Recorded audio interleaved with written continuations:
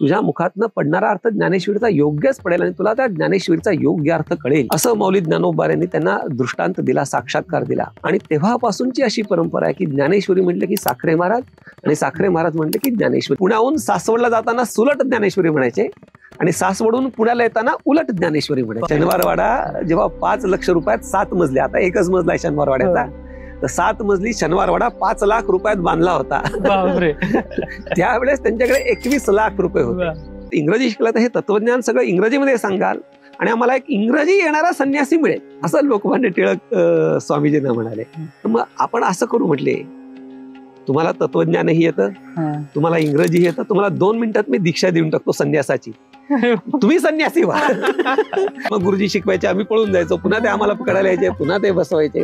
आणि अनुवाद नाही घडला तर गुरुवर्य महाराजांनी मला 1.5-2 वर्ष शिकवलंच नाही. इंजिनिअरिंग केलं पुण्यामध्ये, अभियांत्रिकी MIT महाविद्यालयामधनं न्यायशास्त्राचं अध्ययन केलं. कोणतीही गोष्ट करायची असेल तर आर्थिक दृष्ट्या तुम्ही स्वावलंबी असाल तेव्हाच तुमचं लोक ऐकतात. स्पष्ट बोलायचे गुरुवर्य महाराज की तुम्ही या परमार्थाचा व्यवसाय करता कामा नये. उद्या जर पोट भरण्याकरता एखाद्याच्या चपला पुसायची किंवा चपला शिवायची वेळ आली तर तुम्ही चपला शिवा, पण या परमार्थाचा तुम्ही व्यवसाय करायचा नाही. म्हणून त्यावेळेला तीर्थरूप गुरुवर्य महाराजांनी की लोकांना हे करून द्या, ते करून घ्या, ही टेक्नॉलॉजी आमच्याकरता वापरा, या गोष्टींमध्ये पडण्यापेक्षा आपण स्वतः कंपनी चालू करू, एखादी IT कंपनी. मग त्यावेळेला तीर्थरूप गुरुवर्य महाराजांनी 97 साली डॉक्टर विजय भटकरांसमोर एक IT कंपनी सुरू केली की जी आता खूप मोठ्या प्रमाणामध्ये काम करते, नोईट प्रायव्हेट लिमिटेड म्हणून. वारकरी संप्रदायाचे संस्कार जर जनसामान्यांवर नसते तर आज महाराष्ट्रामध्ये खूप वेगळं चित्र दिसलं असतं. वारकरी संप्रदायाचे या महाराष्ट्र देशावरती अनंत उपकार आहेत.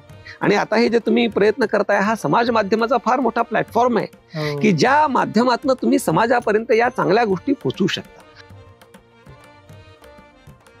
तुम्ही वारकरी संप्रदायाशी संलग्न असाल किंवा वारकरी संप्रदायाबद्दल तुम्हाला माहिती असेल तर तुम्ही कितीही कमी संपर्कात जरी असलात तरी सार्थ ज्ञानेश्वरी साखरे महाराज प्रसादिक हे तर नाव ऐकलंच असेल. आणि जर तुम्ही वारकरी संप्रदायाशी संलग्न आहात तर साखरे महाराज परंपरा काय आहे हे तुम्हाला नक्कीच माहिती असेल. आज आपण पॉडकास्ट किंवा गप्पा गोष्टी करायला आलो आहोत श्री गुरु यशोधन महाराज साखरे यांच्यासोबत.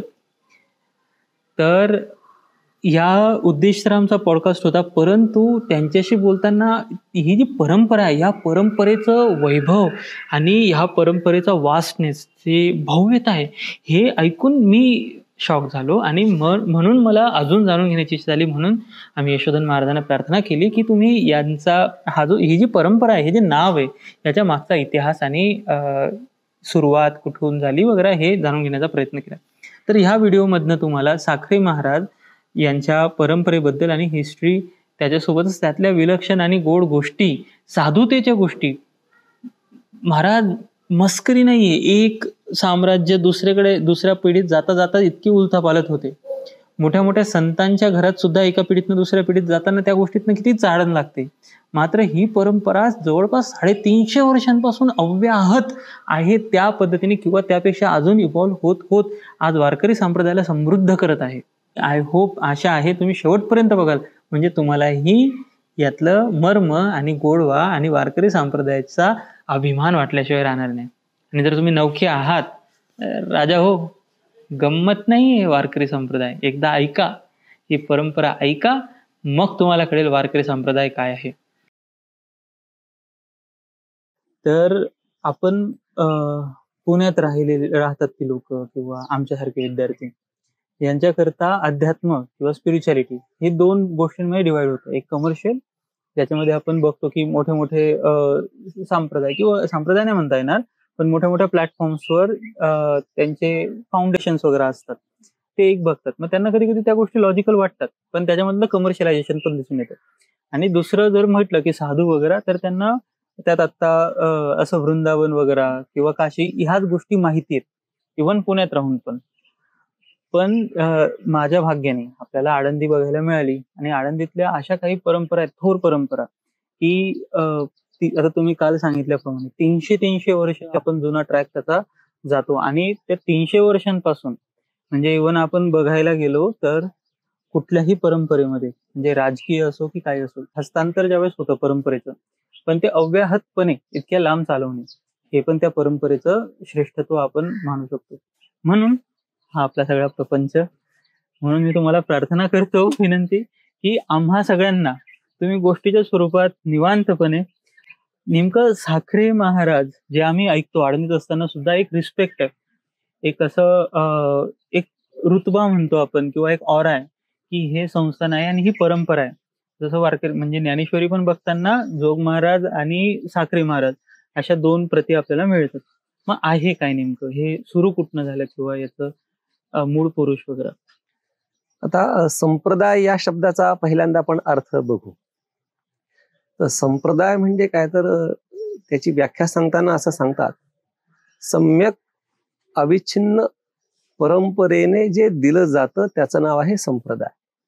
संप्रदाय म्हणजे काय, की जी परंपरा अविच्छिन्न आहे, म्हणजे ज्या परंपरेमध्ये कोणत्याही प्रकारचा खंड नाही, कोणताही प्रकारचा व्यत्यय नाही, आणि ज्या परंपरे सम्यक म्हणजे योग्य, म्हणजे ज्ञान ज्या परंपरेमध्ये योग्य रीतीने पुढच्या पिढीमध्ये संक्रमित केलं जातं त्याचं नाव आहे संप्रदाय. तर वारकरी संप्रदाय त्याच्याविषयी बराच विचार सांगण्यासारखा आहे. तर वारकरी संप्रदाय हा अनादी संप्रदाय आहे.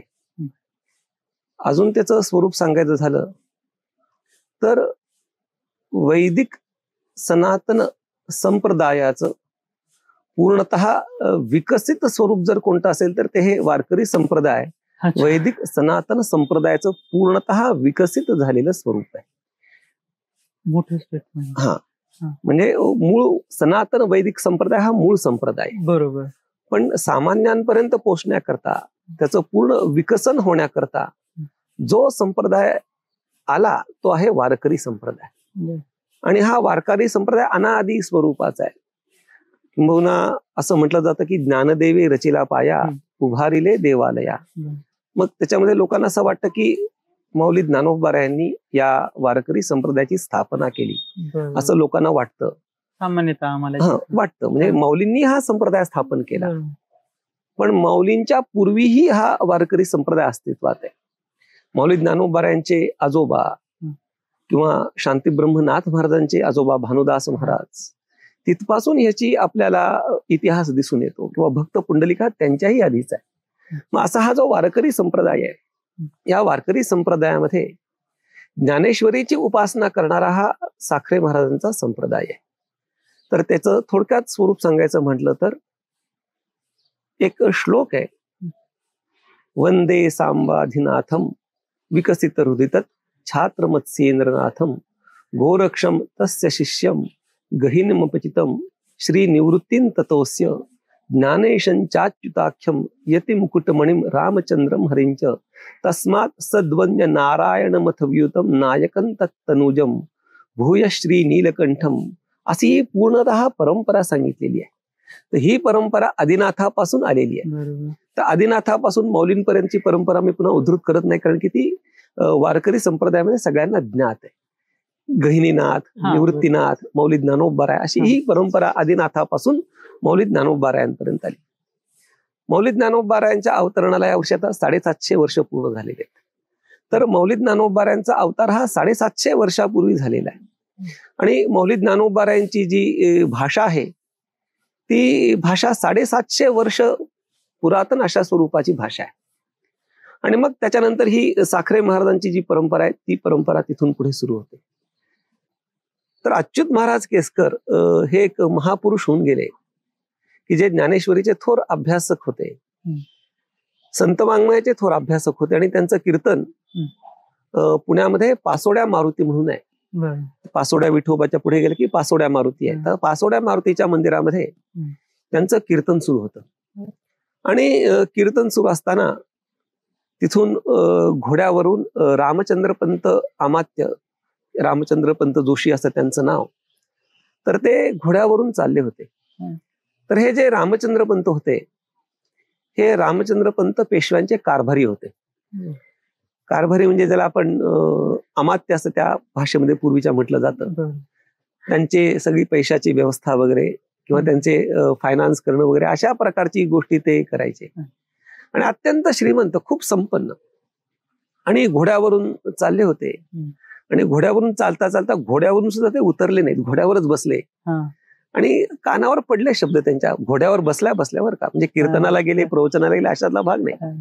तो घोड्यावरती बसल्या बसल्या त्यांच्या कानावरती शब्द पडले. कोणाचे? अच्युत महाराज केसकरांच्या कीर्तनामध्ये त्यांच्या कानावरती शब्द पडले की हे जे सगळं भौतिक सुख आहेत, ती भौतिक सुख सगळी नष्ट होणारी आहेत. भौतिक सुख ही तात्कालिक आहेत, आणि जर तुम्हाला खरं सुख प्राप्त करून घ्यायचं असेल तर या सगळ्या भौतिक सुखाचा, संपत्तीचा, धनाचा परित्याग करून वैराग्य पूर्णतेने भगवत चिंतन करणं हे अत्यंत महनीय अशा स्वरूपाचं आहे. आणि त्या भगवत चिंतनामध्येच मानवाचं कल्याण आहे, असं अच्युत महाराज केसकर त्या कीर्तनामध्ये सांगत होते. आणि त्यांनी सांगितलेल्या गोष्टीचा परिणाम रामचंद्र पंतांच्या मनावर खूप खोलवर झाला. त्याचं कारण सांगतो की कोणाच्या बोलण्याचा परिणाम होतो, ज्याचं वक्तृत्व आहे, जो सुंदर बोलू शकतो, त्याच्या बोलण्याचा परिणाम होतो. पण तो होणारा परिणाम हा तात्कालिक असतो, काही काळापुरता मर्यादित होतो.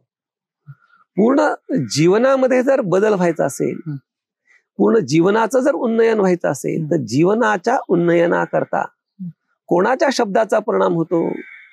तर संत वाङ्मयामध्ये सांगितलंय, शिष्याची जो नेघे सेवा मानी देवासारखी त्याचा फळे उपदेश. फलद्रूप म्हणजे काय? कोणाचा उपदेश फलद्रूप होतो? तर जो शिष्याची नेघे सेवा, शिष्याकडनं कोणत्याही प्रकारची सेवेची अपेक्षा करत नाही. आता सगळं कमर्शियलायझेशन झालेलं आहे. विद्यार्थी आणि शिक्षक हे नातं झालंय, गुरु शिष्य नातं आता नाही राहिलेलं आहे. तर गुरु शिष्य नात्यामध्ये शिष्याची जो नेघे सेवा, शिष्याकडून काहीही अपेक्षा न करता गुरुकार्य बुद्धीने जो दान करतो त्याचा उपदेश फलद्रूप होतो. किंवा ज्याच्या बोलण्याच्या मागे ज्याची जीवनशक्ती आहे, ज्याच्या बोलण्याच्या मागे अनुभव आहे, ज्याच्या बोलण्याच्या मागे काही तपश्चर्या आहे, अशा तपःपूत जीवनामध्ये केलेल्या तपश्चर्येचा परिणाम त्या उपदेश फलद्रूपतेमध्ये होतो. तर केसकर महाराज जे होते, ते केसकर महाराज अत्यंत तपस्वी होते, स्वतः अत्यंत उत्तम वागणारे होते. आणि त्यांच्या बोलण्याचा परिणाम या रामचंद्र पंत अमात्यांवरती झाला. आणि इतका परिणाम झाला की घरी गेले, तो घोडा सोडला आणि दुसऱ्या दिवशी पुन्हा ते अच्युत महाराजांकडे आले. आणि अच्युत महाराजांना सांगितलं, महाराज माझ्याकडे 21 लक्ष रुपये. आता तुम्ही 21 लक्ष रुपये, आता तुम्ही इन्फ्लेशन इंडेक्स, महागाईचा इंडेक्स वगैरे सगळं गणित करा तुम्ही, की त्यावेळेची महागाई, आत्ताची महागाई वगैरे वगैरे वगैरे सगळा उपदेश केल्यानंतर तुम्ही शनिवारवाड्याचा, शनिवारवाडा जेव्हा 5 लक्ष रुपयात 7 मजले, आता एकच मजला आहे शनिवारवाड्याचा, तर 7 मजली शनिवारवाडा 5 लाख रुपयात बांधला होता. त्यावेळेस त्यांच्याकडे 21 लाख रुपये होते. तर ते म्हणाले की माझ्याकडे हे 21 लक्ष रुपये आहेत, 21 लाख रुपये आहेत. तर तुम्ही सांगितलं की भौतिक संपत्तीमध्ये, सुखामध्ये रममाण न होता जर आध्यात्मिक सुखामध्ये रममाण व्हायचं असेल तर त्याचा सगळ्यांचा परित्याग केला पाहिजे. तर हे मी तुम्हाला समर्पण करतो 21 लाख रुपये. मी आता तुम्हाला सांगितलं की त्यांची जीवनशक्ती आहे, वागणं आहे स्वतःच. आपल्यासारखा असता तर आने दो म्हटलं असता, पण त्यांनी नाही विचार. ते म्हणाले, अरे बाबा मीच सांगतो लोकांना की दानधर्म करा, तर मी तुझं पैसे घेऊन काय करू? मला त्याची आवश्यकता नाही, अपेक्षाही नाही, मला नको, हे तू घेऊन जा. रामचंद्र पंत अमात्य म्हणाले, मी तुम्हाला दान केलेत, मी आता नेणार नाही. ते म्हणाले, मी घेणार नाही. मध्ये राहिले. मग आता त्या काय करायचं संपत्तीचं? मग त्यांच्यामध्ये विचार विनिमय झाला आणि म्हणाले की या संपत्तीचं तू दान कर. नाही, कोणतं दान करतं? अन्नदान कर. द्रव्यदानामध्ये फारच बारीक गोष्टी लक्षात घ्याव्या लागतात. द्रव्यदान करताना तुम्हाला एक गंमत सांगतो की आपण सिग्नलला रस्त्यावरती भिकारी बसलेले असतात, त्यांना आपण जर 10 रुपये दिले तर त्या 10 रुपयाची जर त्यांनी अपेयपान केलं किंवा धूम्रपान केलं तर त्या 5 रुपयाच्या दानामधनं त्यांनी अपेयपान केल्यानंतर त्यात पाप निर्माण होतं आणि त्या पापाचे आपण भागीदार होतो. म्हणून पैसा कोणाला द्यायचा तर योग्य ठिकाणी तो पैसा गेला पाहिजे. मग हे दान वाटून टाक, पैसे टाक असं नाही म्हणाले अच्युत महाराज. ते म्हणले, तू अन्नदान कर. अन्नदान कोणालाही करावं, भुकेला जो आहे ना त्याला अन्नदान, श्रीमंत गरीब हा विषय नाही. म्हणून हेच म्हणजे जसा पैसे देऊन जसं हा दोष लागू शकतो अन्नदानात, तसं अन्नदानात नाही. जो भुकेला आहे अच्छा, त्या प्रत्येकाला सर्वाभूती अन्न द्रव्य पात्र विचारून. तुम्ही अगदी म्हशीला, गाढवाला, ज्या प्राण्याला भूक लागलेली अशा माणसाला अन्न द्यावं. ज्याचं भरलं पोट आहे त्याला फक्त देऊ नये. भरलेल्या पोटाला माणसाला अन्नदान नाही. जनावरांना कळतं बरं का, पोट भरलं असतं तर घेत पण नाहीत, पण आपल्यासारखे लोक घेतात. असो म्हणून अन्नदान करताना त्यामध्ये जास्त अधिकार विचार नाही. म्हणून म्हटले द्रव्यदानापेक्षा तू काय कर म्हटले अन्नदान. मग त्यावेळेस रामचंद्र पंत अमात्य म्हणाले ठीक आहे, मग गोडधोड जेव घालायचं लोकांना. मग गोडधोड जेव घालण्याकरता काय साखर पाहिजे. मग साखर तर त्यावेळेस बाजारात जायची आणि सगळी साखर ते बाजारामधली घ्यायची आणि त्या साखरेचं काहीतरी गोडधोड करून लोकांना अन्नदान करायचं. मग हे बाजारात गेले रामचंद्र पंत अमात्य की सगळी साखर सगळी घेऊन टाकायची. बाजारात साखरच शिल्लक राहायची नाही. साखरेचा दुष्काळ. साखरेचा दुष्काळ. मग साखर सगळी घेऊन टाकायची. तर मग लोक म्हणाले अरे हे साखरे बो आले, साखरे बो आले. म्हणून ते रामचंद्र पंत अमात्यांचं नाव झालं साखरे महाराज. असं साखरे महाराज या नावाच्या मागे ही कथा आहे आणि घडलेली कथा आहे. तर त्यामुळे त्यांचं नाव साखरे महाराज झालं. पुढे त्यांनी इथं पलीकडे सिद्धबेट म्हणून आहे, त्या सिद्धबेटामध्ये त्यांनी तपश्चर्या केली आणि तपश्चर्या करून त्यांनी माऊलींना साकडं घातलं की माऊली त्यावेळी सुद्धा म्हणजे 350 वर्षापूर्वी सुद्धा ज्ञानेश्वरीचा अर्थ कळणं हे अत्यंत कठीण होतं. म्हणजे ज्ञानेश्वरीमध्ये शब्द आणि अर्थ असं बघून म्हणजे डिक्शनरी घ्यायची किंवा आता तर AI आलेला आहे, तर AI ऑटोमॅटिक ट्रान्सलेट करतं. तर AI मधनं निघणारा अर्थ भाव असेल असं सांगता येत नाही. तो फक्त भाषांतर असतं, त्याचा भाव काय तो अभिव्यक्त करू शकत नाही. अजून कितीही AI पुढे गेलं तरी तो भावाभिव्यक्ती करता समर्थ होईल असं मला वाटत नाही. तर भावाभिव्यक्ती करता अंतःकरण पाहिजे, मन पाहिजे. मग ती माऊलींच्या अंतःकरणामध्ये ज्ञानेश्वरीमध्ये माऊलींना नेमका भाव काय सांगायचा आहे हे मला कळलं पाहिजे, अशी त्यांची कळकळ. म्हणून त्या ज्या भूमीमध्ये माऊली ज्ञानोबा राहिले, 84 सिद्धांचा सिद्धबेट मेळा तो सुख सोहळा कायवानू असा 84 सिद्धांचा अजून तिथं वास्तव्य आहे. आणि अशा त्या 84 सिद्धांच्या सिद्धबेटामध्ये रामचंद्र पंत अमात्यांनी उपासना केली. आणि उपासना करताना त्यांनी अत्यंत कडक उपवास केले. 21 दिवस त्यांनी अन्नही घेतलं नाही आणि पाणीही घेतलं नाही. आणि माऊलींना म्हणाले माऊली मला काही नको, मला फक्त तुमचं हृदगत करावं. तुमच्या मनामध्ये ज्ञानेश्वरीच्या अभिव्यक्ती समय नेमका काय भाव होता तो मला कळावा. अशा पद्धतीने त्यांनी 21 दिवस उपोषण केलं, उपासना केली. आणि 21व्या दिवसाच्या शेवटी त्यांना माऊलींनी साक्षात्कार झाला माऊलींचा त्यांना. आणि माऊलींनी त्यांना सांगितलं की बाबा रे, ह्याच्या पुढे तुझ्या मुखातून अभिव्यक्त होणारा जो ग्रंथराज ज्ञानेश्वरीचा भावार्थ दीपिकेचा अर्थ असेल तो अधिकृत स्वरूपाचा असेल. तुला तुझ्या मुखातनं पडणारा अर्थ ज्ञानेश्वरीचा योग्यच पडेल आणि तुला त्या ज्ञानेश्वरीचा योग्य अर्थ कळेल असं माऊली ज्ञानोबा यांनी त्यांना दृष्टांत दिला, साक्षात्कार दिला. आणि तेव्हापासूनची अशी परंपरा आहे की ज्ञानेश्वरी म्हटलं की साखरे महाराज आणि साखरे महाराज म्हटलं की ज्ञानेश्वरी, असा अन्योन्य संबंध तेव्हापासून निर्माण झाला. आणि या परंपरेमध्ये पुढे जे अनेक महापुरुष जन्माला आले, त्या सर्व महापुरुषांनी या ज्ञानेश्वरीच्या प्रचार प्रसाराचं कार्य फार मोठ्या प्रमाणामध्ये केलं. त्याच्यानंतर हरी महाराज झाले, त्याच्यानंतर नारायण महाराज म्हणजे नाना महाराज साखरे. तर नाना महाराज साखरे हे अत्यंत ज्ञानेश्वरीचे गाढे अभ्यासक, थोर अभ्यासक. तुम्ही जर कधी पुण्यामध्ये गेलात तर पुण्यामध्ये महात्मा फुले मंडई आहे. बरोबर. त्या महात्मा फुले मंडईच्या पुढच्या बाजूला श्री शारदा गणेशाचं मंदिर आहे. आणि त्या शारदा गणेशाच्या मंदिरापासून बाजीराव रोडला जर तुम्ही जायला निघाला तिथे साखरे महाराजांचा मठ आहे. तर त्या साखरे महाराजांच्या मठामध्ये ब्रह्मलीन नाना महाराज साखरेंचं वास्तव्य असायचं. आणि ते तिथे ते ज्ञानेश्वरी सांगायचे. तर त्यांची थोडासा इतिहास सांगतो. तर त्या काळामध्ये ज्ञानेश्वरीवरती प्रवचन करण्याची परंपरा नव्हती. त्याचं कारण म्हणजे प्रवचन करायचं तर संस्कृत ग्रंथावर करायचं. श्रीमद भगवद्गीता असेल, उपनिषद असतील, भागवत ग्रंथ असेल, श्रीमद भागवत, त्याच्यावरती प्रवचन करण्याची परंपरा. आणि त्यावेळेस असं समजलं जायचं प्राकृत ग्रंथावर प्रवचन करणं म्हणजे तुच्छहीन, संस्कृत ग्रंथावरती प्रवचन करणं म्हणजे पांडित्याचं लक्षण. म्हणजे संस्कृत श्रेष्ठ आहेच, पण आपली मायबोली मराठी श्रेष्ठ आहे. मराठी मधल्या असलेल्या ग्रंथराज ज्ञानेश्वरीवरती प्रवचन करायची पद्धत नव्हती. आता प्रवचनाची पद्धत, पोथी सांगण्याची पद्धत आता नष्ट झाली जवळजवळ. म्हणजे आता आपण जे बघतो ते प्रवचन सांगण्याची ती पद्धत नाहीये, पुराणाची ती पद्धत नाहीये. तर अजून मराठवाड्यामध्ये जर तुम्ही गेला तर मराठवाड्यामध्ये ती पुराण सांगण्याची एक पद्धत आहे, विशिष्ट पद्धत आहे. तर त्याच्यामध्ये काय असतं की 2 माणसं असतात, एक वाचक आणि एक कथा सांगणारा. तो वाचक ओवी वाचतो आणि त्याच्या मागे हा भाव सांगतो. म्हणजे एकाने ओवी वाचायची, एकाने भाव सांगायचा, एकाने ओवी वाचायची, एकाने भाव सांगायचा. अशा पद्धतीने ती पुराण पोथी सांगण्याची परंपरा आहे. तुम्ही मराठवाड्यामध्ये रामायण, हरिविजय इत्यादी जे पुराण ग्रंथ आहेत ते त्या पद्धतीने सांगितले जातात मराठवाड्यामध्ये.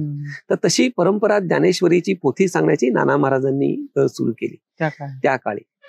आणि नाना महाराजांना कसं की एक वाचणारा असायचा आणि एक ते स्वतः सांगायचे विवेचन त्याचं. तर वाचक नाना महाराजांचा सांगायला लागायचा आणि नाना महाराज रममाण होऊन जायचे सांगताना, भाव सांगताना. आणि कधी कधी तो वाचक झोपून जायचा सांगता सांगता, वाचता वाचता. मग तो झोपला तरी नाना महाराज पोथी सांगायचे, कारण की नाना महाराजांना ज्ञानेश्वरी मुखोद्गत होती. आणि नाना महाराजांची परंपरा अशी होती की ती सासवडची वारी करायची. म्हणजे पुण्यामधून सासवडला जायचे आणि सासवडून पुण्याला, म्हणजे सासवड हे सोपान काकांचं स्थान आहे. त्या सोपान काकाच्या स्थानावर दर एकादशीला जाण्याची नाना महाराजांची परंपरा. मग ते पुण्याहून सासवडला जाताना सुलट ज्ञानेश्वरी म्हणायचे आणि सासवडून पुण्याला येताना उलट ज्ञानेश्वरी म्हणायची. इतकी त्यांची ज्ञानेश्वरीची पाठांतराची अवस्था. आणि नुसतं ज्ञानेश्वरी पाठ नाही, तर त्याचा अर्थही अत्यंत सुंदर रीतीने नाना महाराज सांगायचे. तर नाना महाराजांच्या पठडीमध्ये अनेक मोठे महात्मे निर्माण झाले. त्याच्यामध्ये प्रसिद्ध महात्म्यांचा जर विचार करायचा झाला तर लोकमान्य टिळक ते नाना महाराजांकडे श्रवण करायला यायचे. आणि लोकमान्यांच्या इतिहासामध्ये हे सगळं लिखित स्वरूपामध्ये आहे. दुसरे आहेत ब्रह्मलीन स्वानंद सुखानिवासी जोग महाराज. तर स्वानंद सुखनिवासी जोग महाराज सुद्धा नाना महाराजांचे श्रोते होते. आणि ब्रह्मलीन जोग महाराजांनी अमृतानुभव ग्रंथामध्ये त्याची जी प्रस्तावना आहे त्याच्यामध्ये त्यांनी असं स्पष्ट लिहिलं आहे की अमृतानुभवाचा अर्थ मी का करू शकलो, त्याचं कारण ब्रह्मलीन नाना महाराजांकडे मी त्याचं संप्रदायपूर्वक श्रवण केलेलं आहे. असं ब्रह्मलीन जोग महाराजांनी त्यांच्या अमृतानुभवाच्या प्रस्तावनेमध्ये स्वतः लिहिलेलं आहे. आणि दादा महाराज साखरे की जे त्यांचे चिरंजीव होते, नाना महाराजांचे चिरंजीव दादा महाराज, त्यांचं नाव विनायक महाराज साखरे. आणि त्यांना सगळीकडे संप्रदायामध्ये दादा महाराज साखरे या नावाने ओळखलं जातं. अशा थोर मोठ्या लोकांना नाना महाराजांनी हा तत्वज्ञानाचा अभ्यास सांगितला आणि अत्यंत थोर महात्मे तयार झाले याच्यातनं. म्हणजे पूर्ण वारकरी संप्रदायामध्ये बहुवंशी, काही या परंपरांच्या बाहेरही खूप मोठे मोठे कीर्तनकार आहेत. पण बहुवंशी आपण टक्केवारी काढू शकणार नाही, पण एक 80% जरी विचार केला तरी 80% जी वारकरी संप्रदायामध्ये कीर्तनकार प्रवचनकारांची परंपरा आहे ती एकतर स्वानंद सुखनिवासी जोग महाराजांच्या शिक्षण संस्थेमधले विद्यार्थी आहेत, नाही तर दुसऱ्या साखरे महाराजांच्या. पण मूळ परंपरा ही नाना महाराजांकडून आली. आणि हे सगळं कीर्तनकार प्रवचनकार या महाराष्ट्र देशामध्ये निर्माण करण्याचं श्रेय नाना महाराजांकडे प्रामुख्याने जातं. आणि नाना महाराजांनी असे एकानेक शिष्य, म्हणजे बरेच शिष्य तयार केले, पण हे प्रामुख्याने एक 2-3 तुम्हाला महात्म्यांची मी नावं प्रतिपादन केली. त्याच्यानंतर पुढचे जे विनायक महाराज साखरे, दादा महाराज ज्यांना आपण म्हणतो, तर दादा महाराजांनी नाना महाराजांकडे श्रवण केलं. पण श्रवण केल्यानंतर दादांच्या मनामध्ये असा विचार आला की आपण हे संत वाङ्मयाचा अभ्यास दादा महाराजांकडे केला, पण दादा महाराजांकडे आपण अभ्यास केला तरी सुद्धा आपण संस्कृत काही ग्रंथांचं श्रवण करावं असं त्यांच्या मनामध्ये जिज्ञासा निर्माण झाली.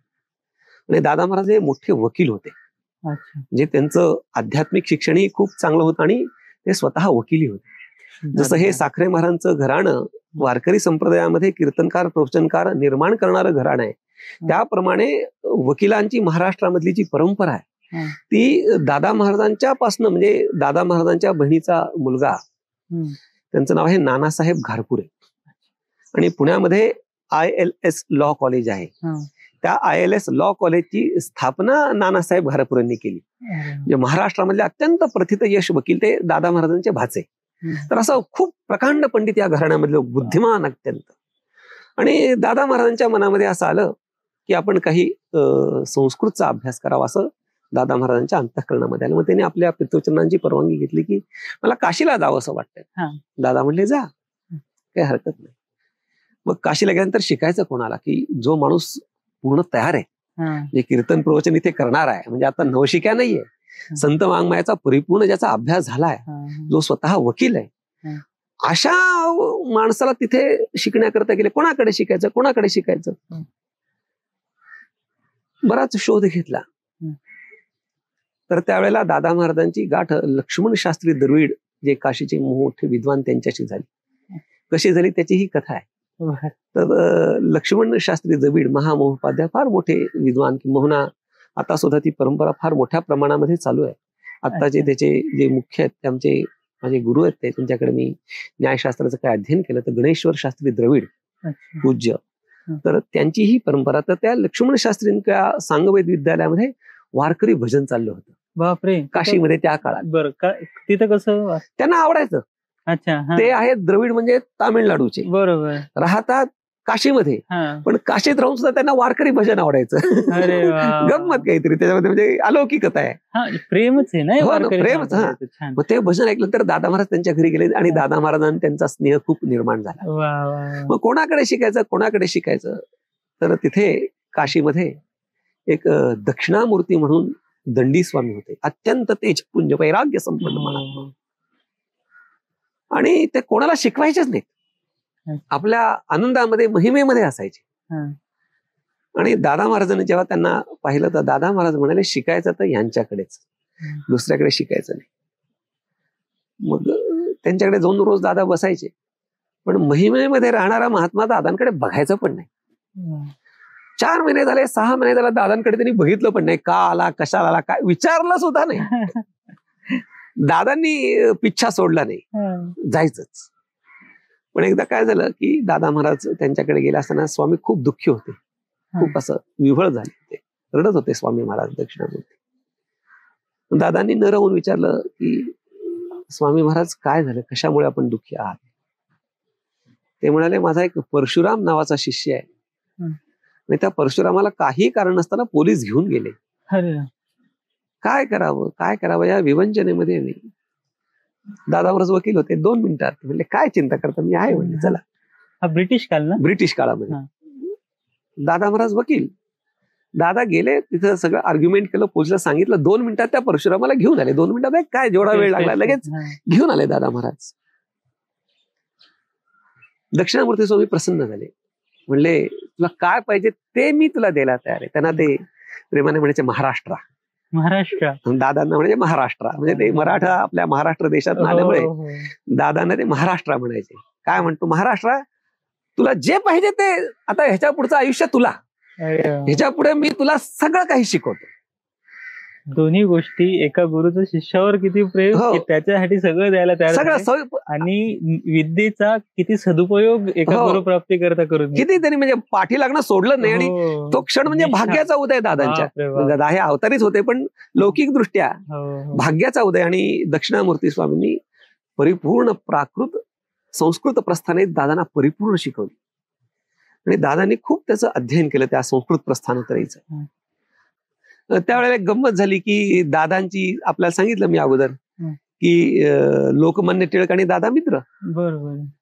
तर काशीमध्ये लोकमान्य टिळक त्यांच्या काही स्वातंत्र्याच्या चळवळीच्या निमित्ताने गेले. तर आपण गेल्यानंतर आपला मित्र आहे गावात, चला भेटायला. म्हणून लोकमान्य टिळक ब्रह्मलीन दादा महाराजांना भेटायला काशीमध्ये आले. आणि काशीमध्ये आल्यानंतर दादांची आणि लोकमान्य टिळकांची भेट झाली. गप्पा झाला. प्रसंग त्या लोकमान्यांच्या चरित्र ग्रंथामध्ये फार सविस्तर लिहिलेला लोकमान्यांनी तो प्रसंग. तर दादांची त्यांची भेट झाल्यानंतर दादांना विचारलं, काय करता तुम्ही, म्हटले त्यांना विनायकराव म्हणायचे. आणि दादा लोकमान्यांना बळवंतराव म्हणायचे. म्हणजे अशी मैत्री, म्हणजे नावाने हाका म्हणायचे. काय विनायकराव आणि हे बळवंतराव, अशी दोघांची नावाने हाक मारण्याची मैत्री दोघांची. ते म्हणले, काय विनायकराव, काय शिकताय तुम्ही इथे, कोण आहे तुमचे गुरु, भेटू तरी. मग दादा लोकमान्यांना घेऊन स्वामीजींकडे घेऊन गेले, दक्षिणामूर्ती स्वामींकडे. आणि दक्षिणामूर्ती स्वामींची विद्वत्ता बघून लोकमान्य टिळक सुद्धा स्तंभित झाले. काय विद्वान महात्मा, खूप चर्चा झाली त्यांच्यामध्ये. आणि दादा अजूनही आपल्याला असं वाटतं का नाही, तुम्ही आता मला सुरुवातीला म्हणाले की हे इंग्रजीमध्ये हिंदीमध्ये करण्याची आवश्यकता आहे, कारण की त्याची बँडविड्थ वाढली पाहिजे, एक्झॅक्टली, लोकांपर्यंत पोहोचलं पाहिजे. तर त्यावेळेला लोकमान्य टिळक दक्षिणामूर्ती स्वामींना म्हणाले, तुमच्याकडे एवढी प्रखर बुद्धिमत्ता आहे, एवढी विद्वान तुम्ही आहात, एवढ्या मोठ्या अभ्यासक आहात, म्हणजे तुम्ही संस्कृतमध्ये सांगता हे मर्यादित लोकांपुरतं झालं, सगळ्या लोकांपर्यंत हे पोहोचलं पाहिजे. तुम्ही या स्वातंत्र्याच्या चळवळीमध्ये सुद्धा आलं पाहिजे. तेव्हा तुम्ही एक काम करा की तुम्ही इंग्रजी शिका. बापरे. मग तुम्ही जर इंग्रजी शिकला तर हे तत्वज्ञान सगळं इंग्रजीमध्ये सांगाल आणि आम्हाला एक इंग्रजी येणारा संन्यासी मिळेल, असं लोकमान्य टिळक स्वामीजींना म्हणाले. स्वामीजी म्हणजे प्रत्युत्पन्न, हजर जबाब, प्रत्युत्पन्न मती. म्हणाले मी इंग्रजी जर शिकायचं म्हटलं तर कमीत कमी मला कितीही मी बुद्धिमान असलो तरी 4-6 महिने तरी मला जातील, वेळ जाईल थोडासा. पण मग आपण असं करू म्हटले, तुम्हाला तत्वज्ञानही येतं, तुम्हाला इंग्रजी येतं, तुम्हाला 2 मिनिटात मी दीक्षा देऊन टाकतो संन्यासाची, तुम्ही संन्यासी व्हा. म्हणजे तुम्ही जर संन्यासी झाला तर इंग्रजी बोलणारा संन्यासी मिळणारच आहे ना. मी इंग्रजी शिकण्यापेक्षा तुम्हाला मी संन्यासाची दीक्षा देतो, असं स्वामी दक्षिणामूर्ती दादा महाराजांना म्हणाले. आणि चर्चा अशी सुंदर चर्चा, खूप सुंदर चर्चा झाली. आणि अशा प्रकारे दादा महाराज त्या ठिकाणी बरेच इतिहास सांगण्यासारखा आहे. आणि दादा महाराजांना तिथे आवडलेला ग्रंथ म्हणजे विचारसागर नावाचा ग्रंथ आहे. मला थोडीशी शंका आहे, नक्की विचारसागर ग्रंथ डॉक्टर महाराज पण शिकवतात आहे काय, आम्हाला थोडस त्यात इंट्रोडक्शन द्या. 2 ग्रंथ त्याच्यामध्ये महत्वाचे आहेत. एक आहे विचारसागर आणि दुसरा आहे वृत्तीप्रभाकर. तर वृत्तीप्रभाकराविषयी आपण चर्चा करायला नको, कारण की तो फार पुढचा ग्रंथ आहे. त्यामुळे विचारसागराबद्दल थोडीशी तुम्हाला कल्पना येतो, माहिती देतो. तर विचारसागर हा जो ग्रंथ आहे हा पंडित निश्चलदासजी म्हणून उत्तर भारतामध्ये एक महान साधू पुरुष होऊन गेले. त्यांचे गुरु म्हणजे दादू पिंजारी. तर दादू संप्रदाय तिथे उत्तर भारतामध्ये. तर पिंजारी म्हणजे ते कापसाचं हे जे करतात ना, पिंजतात, तो पिंजारी समाज तिथे आहे. तर त्याच्याविषयी बराच विचार सांगण्यासारखा आहे. पुन्हा कधीतरी आपण त्याचा विचार करू, पिंजारी कसे होते, काय होते. तर दादू पिंजारी एक होते त्यांचे गुरु निश्चलदासजींचे. तर निश्चलदासजींनी हिंदी भाषेमध्ये वेदांतामधल्या ज्या विचारसरणी आहेत, प्रक्रिया आहेत, त्या प्रक्रिया सांगणारा एक ग्रंथ लिहिला विचारसागर, की ज्याच्यामध्ये थोडक्यामध्ये म्हणजे हिंदीमध्ये जसं आपला प्रयत्न असतो की प्रत्येक माणूस साक्षर झाला पाहिजे, लिटरसी रेट ज्याला म्हणतो तो लिटरसी रेट वाढला पाहिजे, त्याप्रमाणे आध्यात्मिक रीतीनेही प्रत्येका माणसाने साक्षर झालं पाहिजे. खूप काही तुम्हाला आलं पाहिजे वगैरे ते प्रत्येकाला जीवन समर्पित करून हे शक्य नाही. पण जर काही तत्वज्ञानाचं कोणी बोलायला लागलं तर ते कळल्यापुरतं तरी आपल्याला आलं पाहिजे. सांगू शकू न शकू हे पुढची गोष्ट आहे. पण वेदांत जर कोणी सांगायला लागला, तत्वज्ञान जर कोणी सांगायला लागला तर ते कळलं तरी पाहिजे, निदान आपल्याला त्याचं आकलन तरी झालं पाहिजे. म्हणजे आपण आध्यात्मिक दृष्टीने साक्षर झालो पाहिजे. मग ही आध्यात्मिक साक्षरता निर्माण होण्याकरता पंडित निश्चलदासजींनी हिंदी भाषेमध्ये, म्हणजे जुनी हिंदी आहे, ब्रजभाषेसारखी हिंदी आहे, तर त्या जुन्या हिंदीमध्ये दोह्याच्या स्वरूपामध्ये रामायण वगैरे जसं आहे, तुलसी रामायण वगैरे जसं आहे, त्याप्रमाणे दोह्याच्या स्वरूपामध्ये वेदांतामधल्या प्रक्रिया, ज्याला विचारसरणी असं म्हणतो, त्या विचारसरणी हिंदी भाषेमध्ये पंडित निश्चलदासजींनी लिहिलेल्या होत्या. आणि त्याचं मराठीमध्येही भाषांतर झालं होतं, पण थोडीशी न्यूनाधिकता त्याच्यामध्ये होती. म्हणून मग दादा महाराजांनी तो निश्चलदासजींचा जो ग्रंथ तो मराठीमध्ये भाषांतरित केला, विचारसागर. आणि तो ग्रंथ आता सगळीकडे प्रचलित आहे. म्हणून वेदांतामध्ये साक्षर होण्याकरताचा जो ग्रंथ तो आहे विचारसागर. आणि लॉजिक मध्ये साक्षर होण्याचा ग्रंथ आहे वृत्तीप्रभाकर. लॉजिक म्हणजे ज्याला आपण तर्कशास्त्र आपण म्हणतो. तर्कशास्त्रामध्ये साक्षरता निर्माण करणारा आहे वृत्तीप्रभाकर, आणि वेदांत शास्त्रामध्ये साक्षर करणारा ग्रंथ आहे विचारसागर. या 2 ग्रंथांची दादाने, बरेच ग्रंथ लिहिले दादाने, पण प्रामुख्याने 2, किंवा आता असं आम्ही म्हणतो की विचारसागर आणि वृत्तीप्रभाकर हे वारकरी संप्रदायाचे 2 डोळे. ते विचारसागर वृत्तीप्रभाकर त्याच्याविषयी बराच विस्तार सांगण्यासारखा. पहिल्यांदा आपण इतिहासाचा विचार करू. आता आपण इथे होतो की इतिहासाचा आवडता दादांनी तो ग्रंथ विचारसागर लिहिला, मराठीमध्ये भाषांतरित केला, आणि महाराष्ट्राला वारकरी संप्रदायाला दिलेली मोठी देणगी आहे. मग दादा महाराज शिक्षण झाल्यानंतर काशीवरनं पुन्हा महाराष्ट्रामध्ये आले, आणि महाराष्ट्रामध्ये आल्यानंतर त्यांनी नाना महाराजांचा जो मठ आपण सुरुवातीला बघितलं, तिथेच त्यांनी ज्ञानदान करण्याचं काम सुरू केलं. आणि त्याच्यानंतर त्यांनी जंगली महाराज रोडला, आपटे रोड आहे जंगली महाराजच्या मागच्या बाजूला, त्या आपटे रोडच्या तिथे वैदिक धर्माश्रम नावाच्या एका आश्रमाची स्थापना केली पुण्यात. तर तो आश्रम दादांनी स्थापन केला आणि तिथे वैदिक शिक्षण, वारकरी शिक्षण हे देण्याचं त्यांनी कार्य सुरू केलं. आणि त्या आश्रमाकरता त्यावेळेला एक मोठे सावकार होते, नाव नाही सांगणार त्याचं फक्त मी, कारण की कोणाचं नाव आपल्याला सांगायचं नाही, पण घटना आपल्याला सांगतो. तर एक खूप मोठे सावकार होते. तर त्या सावकारांनी ती जागा घेण्याकरता, वैदिक धर्माश्रम बांधण्याकरता त्यांनी खूप मोठी मदत केली होती दादांना. आणि त्यावेळेस त्यांचा असा आग्रह झाला त्या सावकारांचा, त्या श्रीमंत गृहस्थांचा, की तुम्ही हे वैदिक शिक्षण, वारकरी शिक्षण ज्याप्रमाणे तुम्ही इथे देता त्याप्रमाणे या मुलांना इंग्रजीचंही शिक्षण द्या. तर दादा म्हणाले नाही चालणार. म्हणजे इंग्रजी भाषेचा विरोध नाही, दादा सुंदर इंग्रजी लिहायचे. त्यांच्या माझ्याकडे पत्र आहेत, ड्राफ्ट्स आहेत, इतकं सुंदर वकीलच ना ते, इतकं सुंदर त्यांचं ड्राफ्टिंग होतं की विचारायची सोय नाही. विचारसागर तुम्हाला सांगितलं ना, विचारसागरामधली भाषा वकिलाच्या भाषेसारखी आहे. तर सुंदर इंग्रजी यायचं दादांना. पण दादा म्हणाले ज्या वेळेला तो वैदिक शिक्षण घेतो किंवा वारकरी शिक्षण घेतो त्यावेळेला तिकडे मी नाही पाठवणार, कारण तिकडं सांगणार असं वागा तसं वागा, इकडे मी सांगणार वेगळं, डोक्यात सगळं कन्फ्युजन, गोंधळ व्हायचा त्याच्या डोक्यामध्ये. हे एकदा शिक्षण होऊ द्या, मग शिकायला काय हरकत नाही. म्हणजे वैदिक शिक्षण, वारकरी शिक्षण झाल्यानंतर इंग्रजी शिकायला काय हरकत नाही. पण वैदिक शिक्षण शिकतानाच पुन्हा इंग्रजी शिक्षण शिकायला गेलं तर मग ते काही दोन्ही ना घडका ना घाटका अशी अवस्था व्हायची. त्यामुळे इंग्रजीला माझा विरोध नाही, माझा विरोध कशा करता, एका वेळेस दोन्ही शिकण्याकरता विरोध आहे. मग ते म्हणाले हे असं नाही चालणार, त्यांना इंग्रजी शिकवायलाच पाहिजे. दादा म्हणाले की असं नाही होणार, मी नाही हे करणार. म्हणजे मी चाललो इथून निघून चाललो. अच्छा, सावकारांनी त्यांना मदत केली. दादांचेही त्याच्यामध्ये काही योगदान होतं, पण काही योगदान त्या सावकारांचंही होतं. अच्छा, त्यामुळे मग दादा म्हणाले तुम्हाला हे तुमचा आग्रह मला नाही, मी चाललो निघून, मी नाही राहत इथे. तर ते सावकार म्हणाले दादा विचार करा, एवढा पैसा देणारा तुम्हाला दुसरा कोणी माणूस भेटणार नाही, तेव्हा जरा विचार करा. निघतो म्हणताय पण रागाच्या भरात निघून जाऊ नका.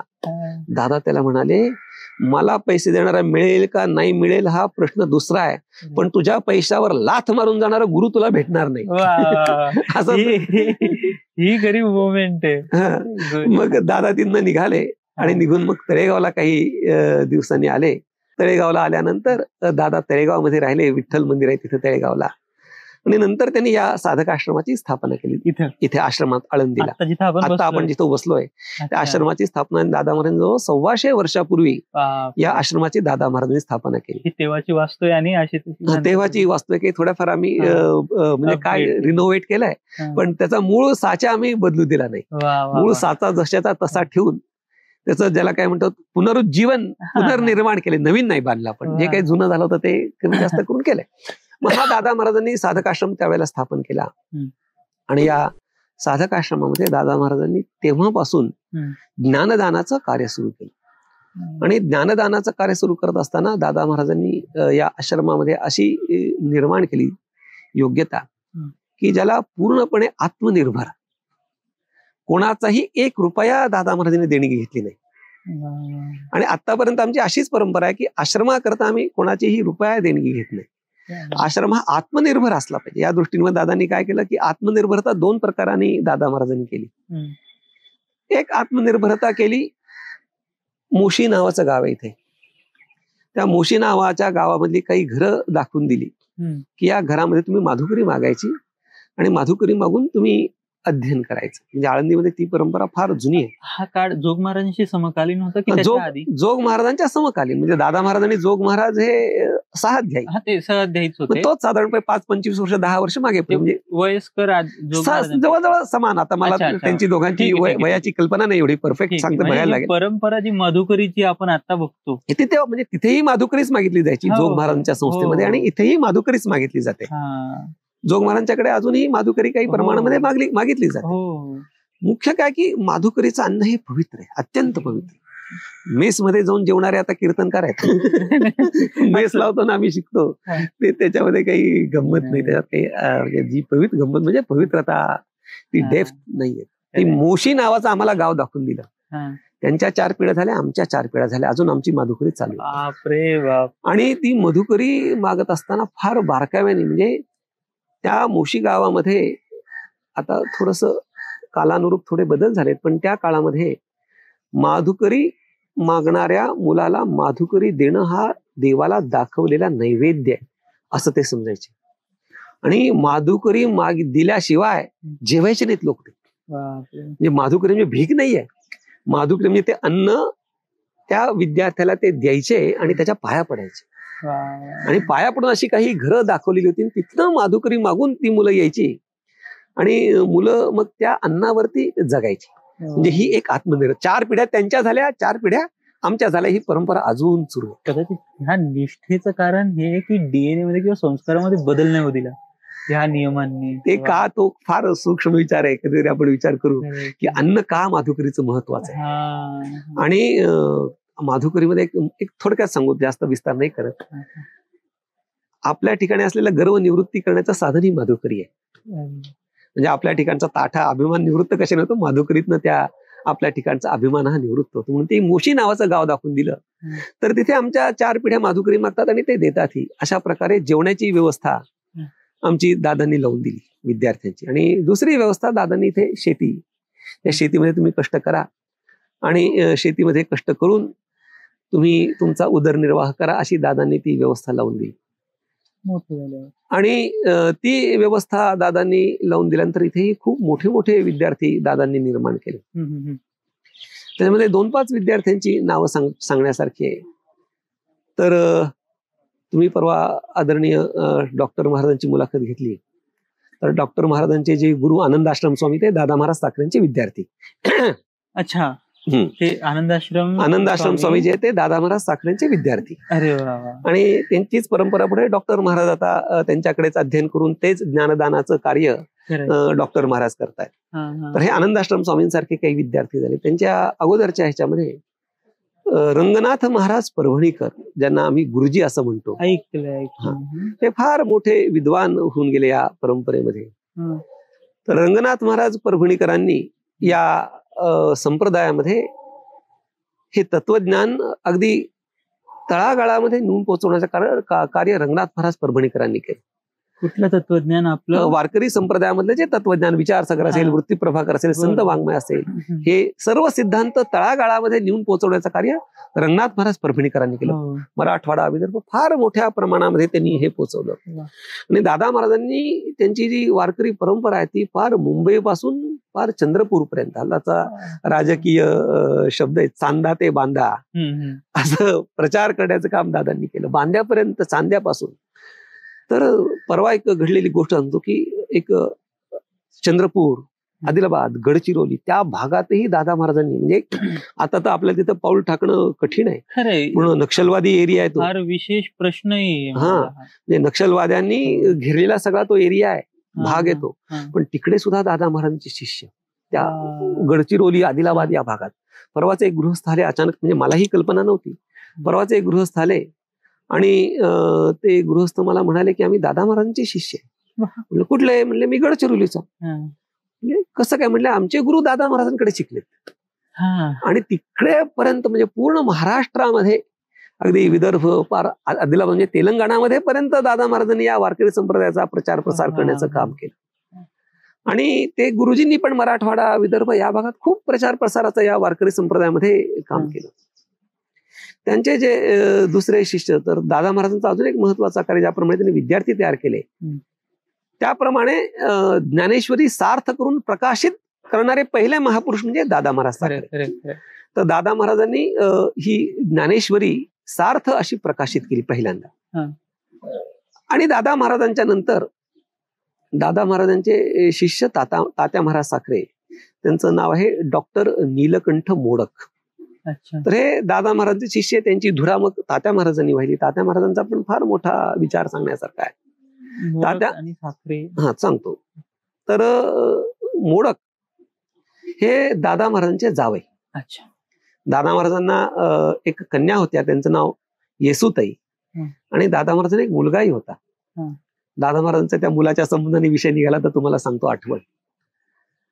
तर दादा महाराजांनी नुसतं आध्यात्मिक तत्वज्ञानाचा प्रचार नाही केला, सामाजिक कार्यही खूप केलं. हम्म. तर त्यावेळेला प्लेगची साथ, आता जसं कोरोना होता तसा तेव्हा प्लेग. तर त्या प्लेगमध्ये जो माणूस मृत व्हायचा, निवर्तायचा, तर त्याला खांदा द्यायला कोणी मिळायचं नाही. त्याचं कारण काय की 4 लोक जर खांदा द्यायला गेले तर त्यातल्या एकाला प्लेगची लागण व्हायची, अशी अवस्था.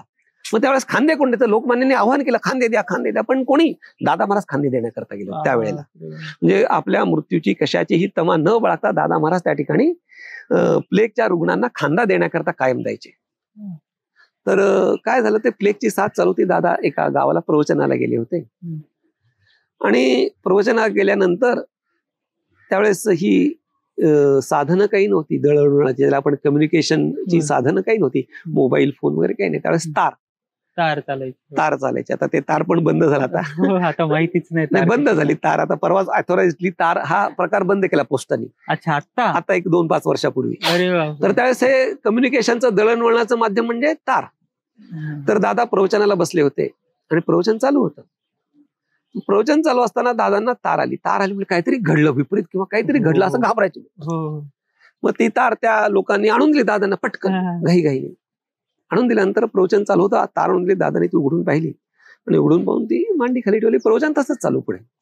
जेवढा प्रवचनाचा निर्धारित वेळ होता तेवढ्या वेळ दादांनी प्रवचन केलं आणि संपवलं. संपवल्यानंतर लोकांनी कुतूहलाने दादांना विचारलं की काय तार होती? ते म्हणाले, माझा मुलगा निवर्तला. म्हणजे काही परिणाम झाला नाही त्यांच्या प्रवचनावरती. तर हे ब्रह्मलीन तात्या महाराज साखरे म्हणजे नीलकंठ मोडक हे दादांच्या भावाचे जावई आणि ते खूप उच्च विद्या विभूषित होते. ते डॉक्टर होते आणि डॉक्टर होते ते मिलिटरीचे डॉक्टर होते. आणि सेकंड वर्ल्ड वॉर मध्ये पूर्ण युरोपमध्ये त्यांनी वैद्यकीय सेवा देण्याचं कार्य केलं. कारण इंग्रजांचीच सत्ता होती, त्यांच्यामुळे त्यांच्याबरोबर त्यांनी डॉक्टरकी केली. पूर्ण युरोपमध्ये त्यांनी ते देण्याचं कार्य केलं. आणि ते सगळं म्हणजे मिलिटरीमध्ये लवकर रिटायरमेंट होते, असं काही उशिरापर्यंत नसते. जसं आपल्याला 60ला रिटायरमेंट असते तसं मिलिटरीमध्ये लवकर, आता आहे ना शॉर्ट सर्व्हिस कमिशन, तशा पद्धतीने ते मिलिटरीमध्ये त्यांचं काम संपलं, ते परत आले. आणि परत आल्यानंतर ते दादांच्याकडे आले आणि दादांना आल्यानंतर म्हणले, या जावे बुवा, बसा. काय? तर विचारलं दादांनी, कसं काय येणं केलं? म्हणले, मला हे तुमच्याकडचं तत्वज्ञान शिकायचंय. ते म्हणले, कठीण आहे. म्हणलं, हे तुम्ही जर तुमचे जावईपणाचे जोडे बाहेर काढून याल तरच हे शिकता येईल. त्यांनी त्यांच्या जावईपणाचे जोडे बाहेर काढले आणि शिष्य स्वरूपानं दादा महाराजांना परिपूर्ण शरणागत आले. आणि फार कमी कालावधीमध्ये दादांकडे त्यांनी अध्ययन केलं आणि हे आश्रम बांधण्यामध्ये त्यांचा मुख्य सहभाग. कारण की व्यवहारामधलं ज्ञान खूप त्यांना. आणि त्यांनी मिलिटरीमध्ये ते सांगायचे की मी मिलिटरीमध्ये अनकरप्टेड राहिलो, एकही रुपयाची मी लाच घेतली नाही. ते असं सांगायचे मिलिटरीमध्ये. आता युद्ध जोपर्यंत नाही तोपर्यंत प्रत्येकाला मिलिटरीमन व्हावंसं वाटतं. बरोबर. आणि युद्ध सुरू झालं की प्रत्येक जण घरी पळून येण्याचा प्रयत्न करतो. आणि घरी पळून येण्याकरता त्या मिलिटरी मधल्या डॉक्टरचं अनफिट नावाचं एक सर्टिफिकेट लागतं. तर ब्रह्मलीन तात्या सांगायचे, माझ्याकडे अनफिट सर्टिफिकेट मागण्याकरता हजारो लोक यायचे. मला मागेल तो पैसा देण्याकरता ते तयार असायचे. आणि मी जर अनफिट सर्टिफिकेट त्यांना दिलं असतं तर मला कोट्यवधी रुपये मिळाले असते. आश्रमावरती सोन्याचे पत्रे मी टाकायचं सामर्थ्य माझ्याकडे आलं असतं. पण पहिल्यांदा म्हणले, मी ती जर पैसे घेतले असते तर आश्रमात आलोच नसतो. कारण की धन जर मला चुकीच्या मार्गाने आला असतं तर माझी इथे येण्याची बुद्धी झाली नसती. एवढं अनकरप्टेड, एवढ्या मोठ्या स्थानावर असून असे तात्या महाराज अत्यंत हुशार आणि डॉक्टर असल्यामुळे त्यांच्याकडे वेदांत शास्त्राकडे शास्त्रीय दृष्टीमधून बघण्याची दृष्टी होती. म्हणजे वेदांत हा उगाच पौराणिक ग्रंथ आहे, भाकड कथा आहे असा नाही, तर सायंटिफिकली त्या ग्रंथाकडे कसं बघावं ही दृष्टी ब्रह्मलीन तात्या महाराजांकडे होती. आणि ब्रह्मलीन तात्या महाराजांनी सायंटिफिकली हे ग्रंथ शिकवले. ज्याप्रमाणे आपण सायन्स, फिजिक्स, केमिस्ट्री, मॅथमॅटिक्स शिकतो, भौतिकशास्त्र, रसायनशास्त्र हे ग्रंथ सगळे विषय शिकतो, त्या भौतिकशास्त्राच्या, रसायनशास्त्राच्या पद्धतीने ब्रह्मलीन तात्या महाराजांनी वेदांत शिकवला. तर भौतिकशास्त्र शिकताना किंवा रसायनशास्त्र शिकताना ते टेबल असतं, काय म्हणतात ते पिरियॉडिक टेबल वगैरे असतं सगळं. त्या पिरियॉडिक टेबल्सच्या माध्यमातून आपण सगळ्या त्या रसायनांचा अभ्यास करतो. तसंच भौतिकशास्त्रामध्ये नकाशे, चार्ट, पहिलं एक, त्याच्यानंतर दोन, त्याच्यानंतर हे प्रकार, असं चार्टच्या माध्यमातून आपण अभ्यास शिकतो. तर तात्या महाराजांनी पहिल्यांदा वेदांत शास्त्र हे टॅब्युलर किंवा चार्टच्या स्वरूपामध्ये आणलं. फ्लो चार्ट किंवा टेबल या पद्धतीमध्ये पहिल्यांदा तात्या महाराजांनी हे वेदांत शास्त्र आणलं. आणि त्या पद्धतीने ब्रह्मलीन तात्यांनी वेदांत शास्त्र शिकवलं. फार सुंदर आहे, तुम्हाला मी दाखवीन नकाशे कसे असतात ते. म्हणजे आहेत सगळे, आपण ते जपलेले आहेत, म्हणजे छापलेले सुद्धा आहेत. आणि त्यांनी ज्ञानेश्वरीचा इतका जबरदस्त अभ्यास सायंटिफिकली, की ज्ञानेश्वरीमध्ये विषय किती आलेले आहेत, या विषयाच्या ओव्या कुठे आहेत, याचा रेफरन्स काय, त्याचा उलट रेफरन्स काय, अशा पद्धतीने त्यांनी अभ्यास केला. आणि ज्ञानेश्वरीचा एक अध्याय एका चार्ट मध्ये बसवला. म्हणजे पूर्वी त्यांनी बसवला होता, पुढे तीर्थरूप गुरुवर्य महाराजांनी त्याच्यामध्ये काही सुधारणा केल्या. पण ज्ञानेश्वरीचा एक अध्याय एका चार्टमध्ये, म्हणजे एक चार्ट आपण पाहिला की पूर्ण अध्यायाचा आपल्याला आकलन होईल, अशा पद्धतीने त्यांनी ज्ञानेश्वरीचा अभ्यास केला. ज्ञानेश्वरीमध्ये विषय काय आलेत, याला आपण आता मराठीमध्ये कीर्द खतावणी असं पूर्वीच्या मराठीमध्ये. तर कीर्द म्हणजे रोजचा हिशेब, आणि खतावणी म्हणजे तो हिशेब कोणाच्या खात्यामध्ये ते पैसे टाकायचे, आणि त्या खात्याचा उलटा रेफरन्स म्हणजे बॅलन्स, आपण ज्याला डे बुक म्हणतो, पुन्हा प्रत्येकाचं खातं वगैरे काढणं, असं अकाउंटिंगच्या मेथडमध्ये पूर्ण ज्ञानेश्वरी त्यांनी बसवली. की ही ओवी, ह्याचा रेफरन्स इथे, ह्याचा रेफरन्स पुन्हा उलटा कुठे इथे, ह्याचा रेफरन्स या ग्रंथात, असं बरोबर सगळं सुंदर रीतीने त्यांनी ज्ञानेश्वरीचा अभ्यास केला. आणि त्याच्यानंतर माझे तीर्थरूप गुरुवर्य साखरे महाराज त्यांनी या आश्रमाची धुरा वाहिली. जवळ त्यांनी एक 60-65 वर्ष या ठिकाणी अध्यापन करण्याचं काम केलं. अत्यंत कष्टामधून त्यांनी हे अध्ययन केलं. कारण की मी तुम्हाला सांगितलं की माधुकरी मागितल्याशिवाय इथं तात्यांनी दादांनी शिकवलं नाही प्रत्येकाला. म्हणजे मलाही तीर्थ, हेच मी विचारणार होतो, विद्यार्थ्यांमध्ये तुम्ही येता, पण तुम्ही सुपुत्र किंवा तुम्ही, मलाही माधुकरी मागायला लावली तीर्थरूप गुरु महाराजांनी प्रत्येकाला.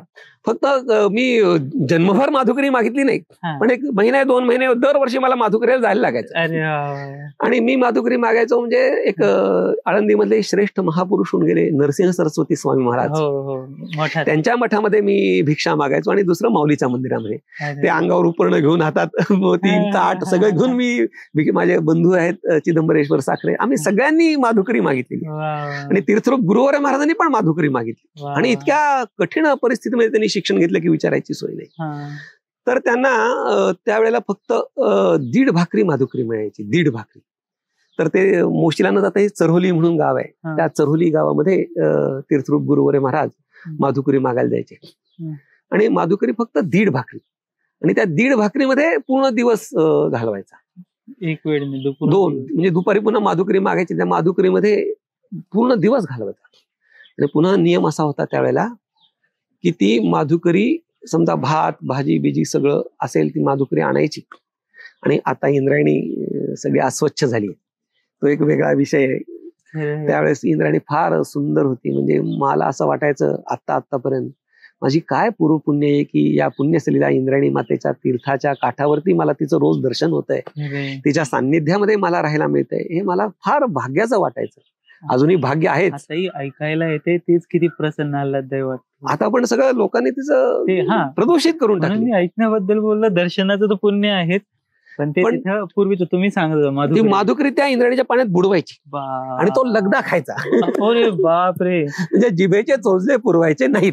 भात भाकरी सगळं एकत्र ते म्हणजे ते माधुकरीची कसं ताट, ताट्यावरती फडकं बांधायचं आणि ते फडकं असा धरून आपण माधुकरी मागतो. तर ती नदीमध्ये बुडवायची आणि बुडवून ती खायची. म्हणजे जिभेचे चोचले तुम्ही पुरवायचे नाही. ह्या पद्धतीने तीर्थरूप गुरुवर्य महाराजांनी वेदांत शास्त्राचं अध्ययन केलं.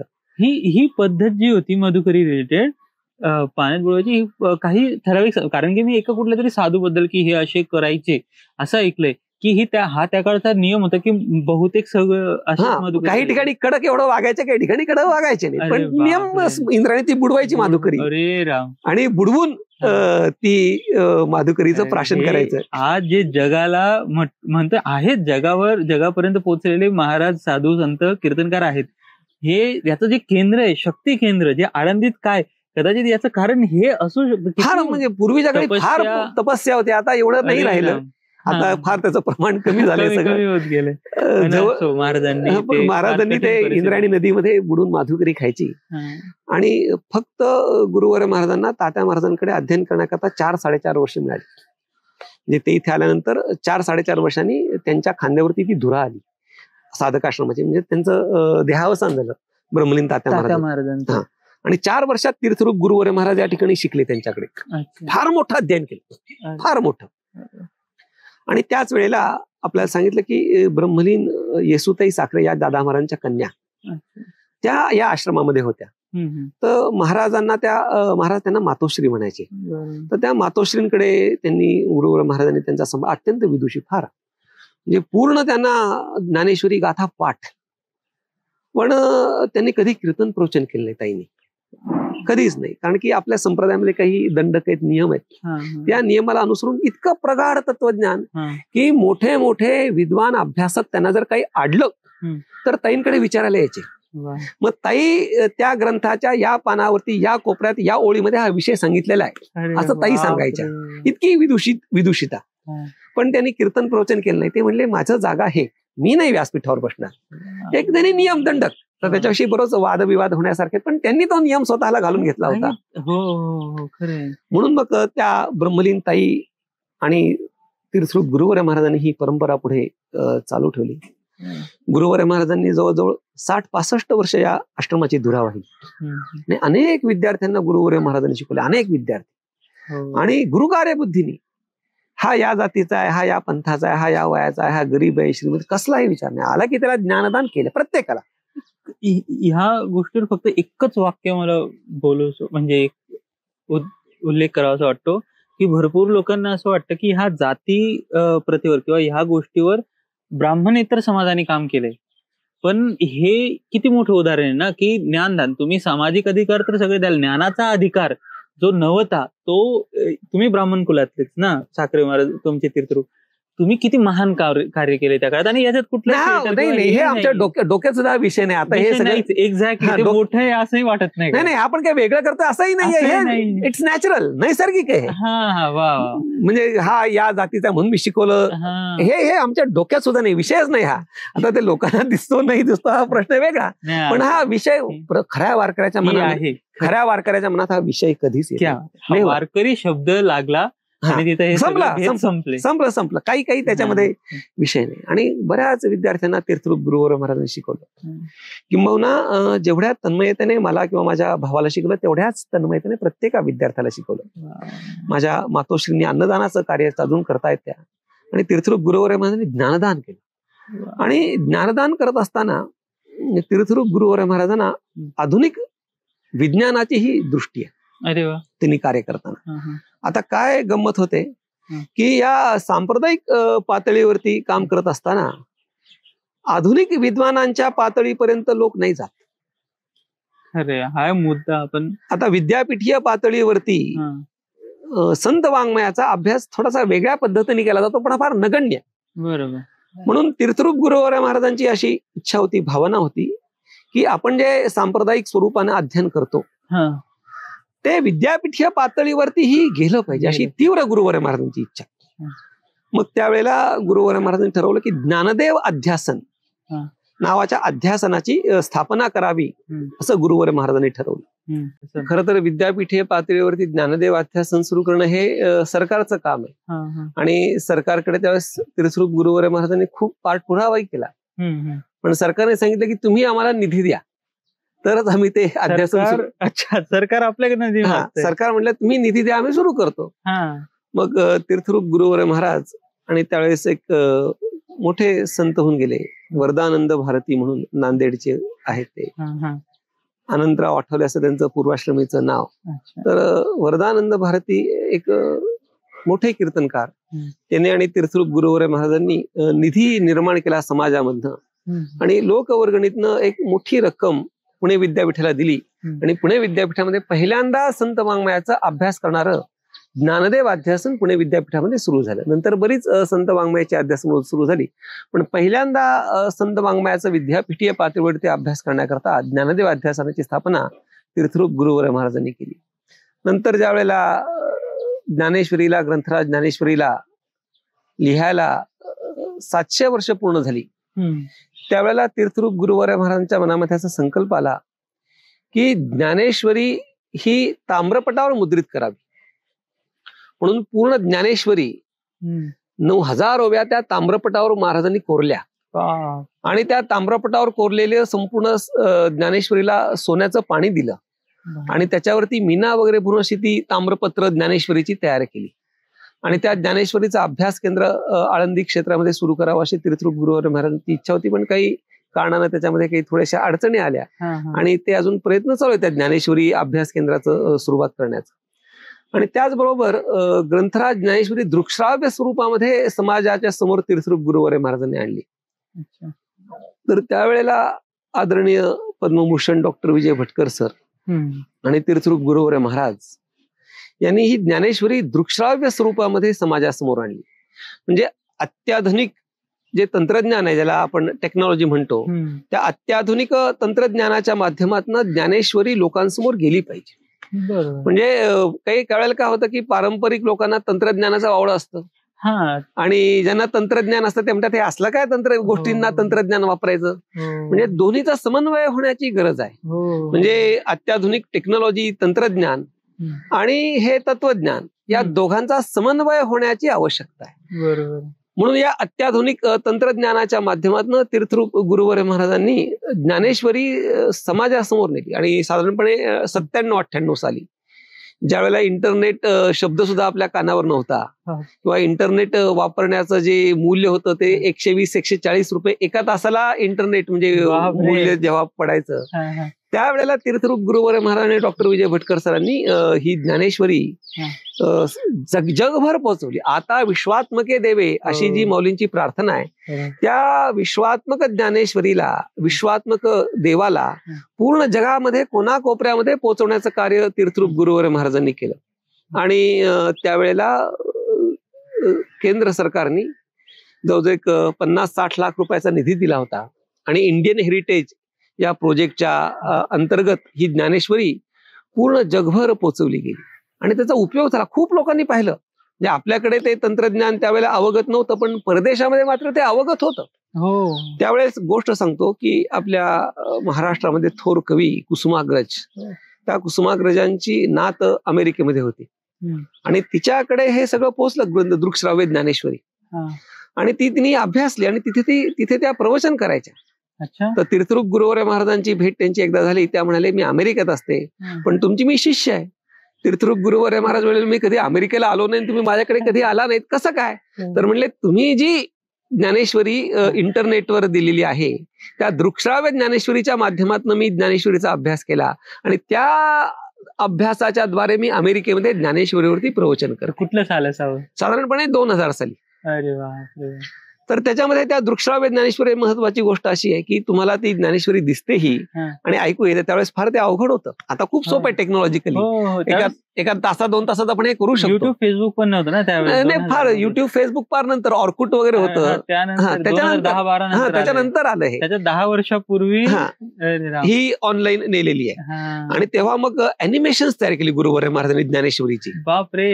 तर ओम नमो जे आद्या या मंगलाचरणामध्ये मौली ज्ञानोबा यांनी गणेश हा ओंकारमय असं सांगितलेलं आहे. अकार चरण युगल, उकार उदर विशाल, मकार महामंडल मस्तकाकार.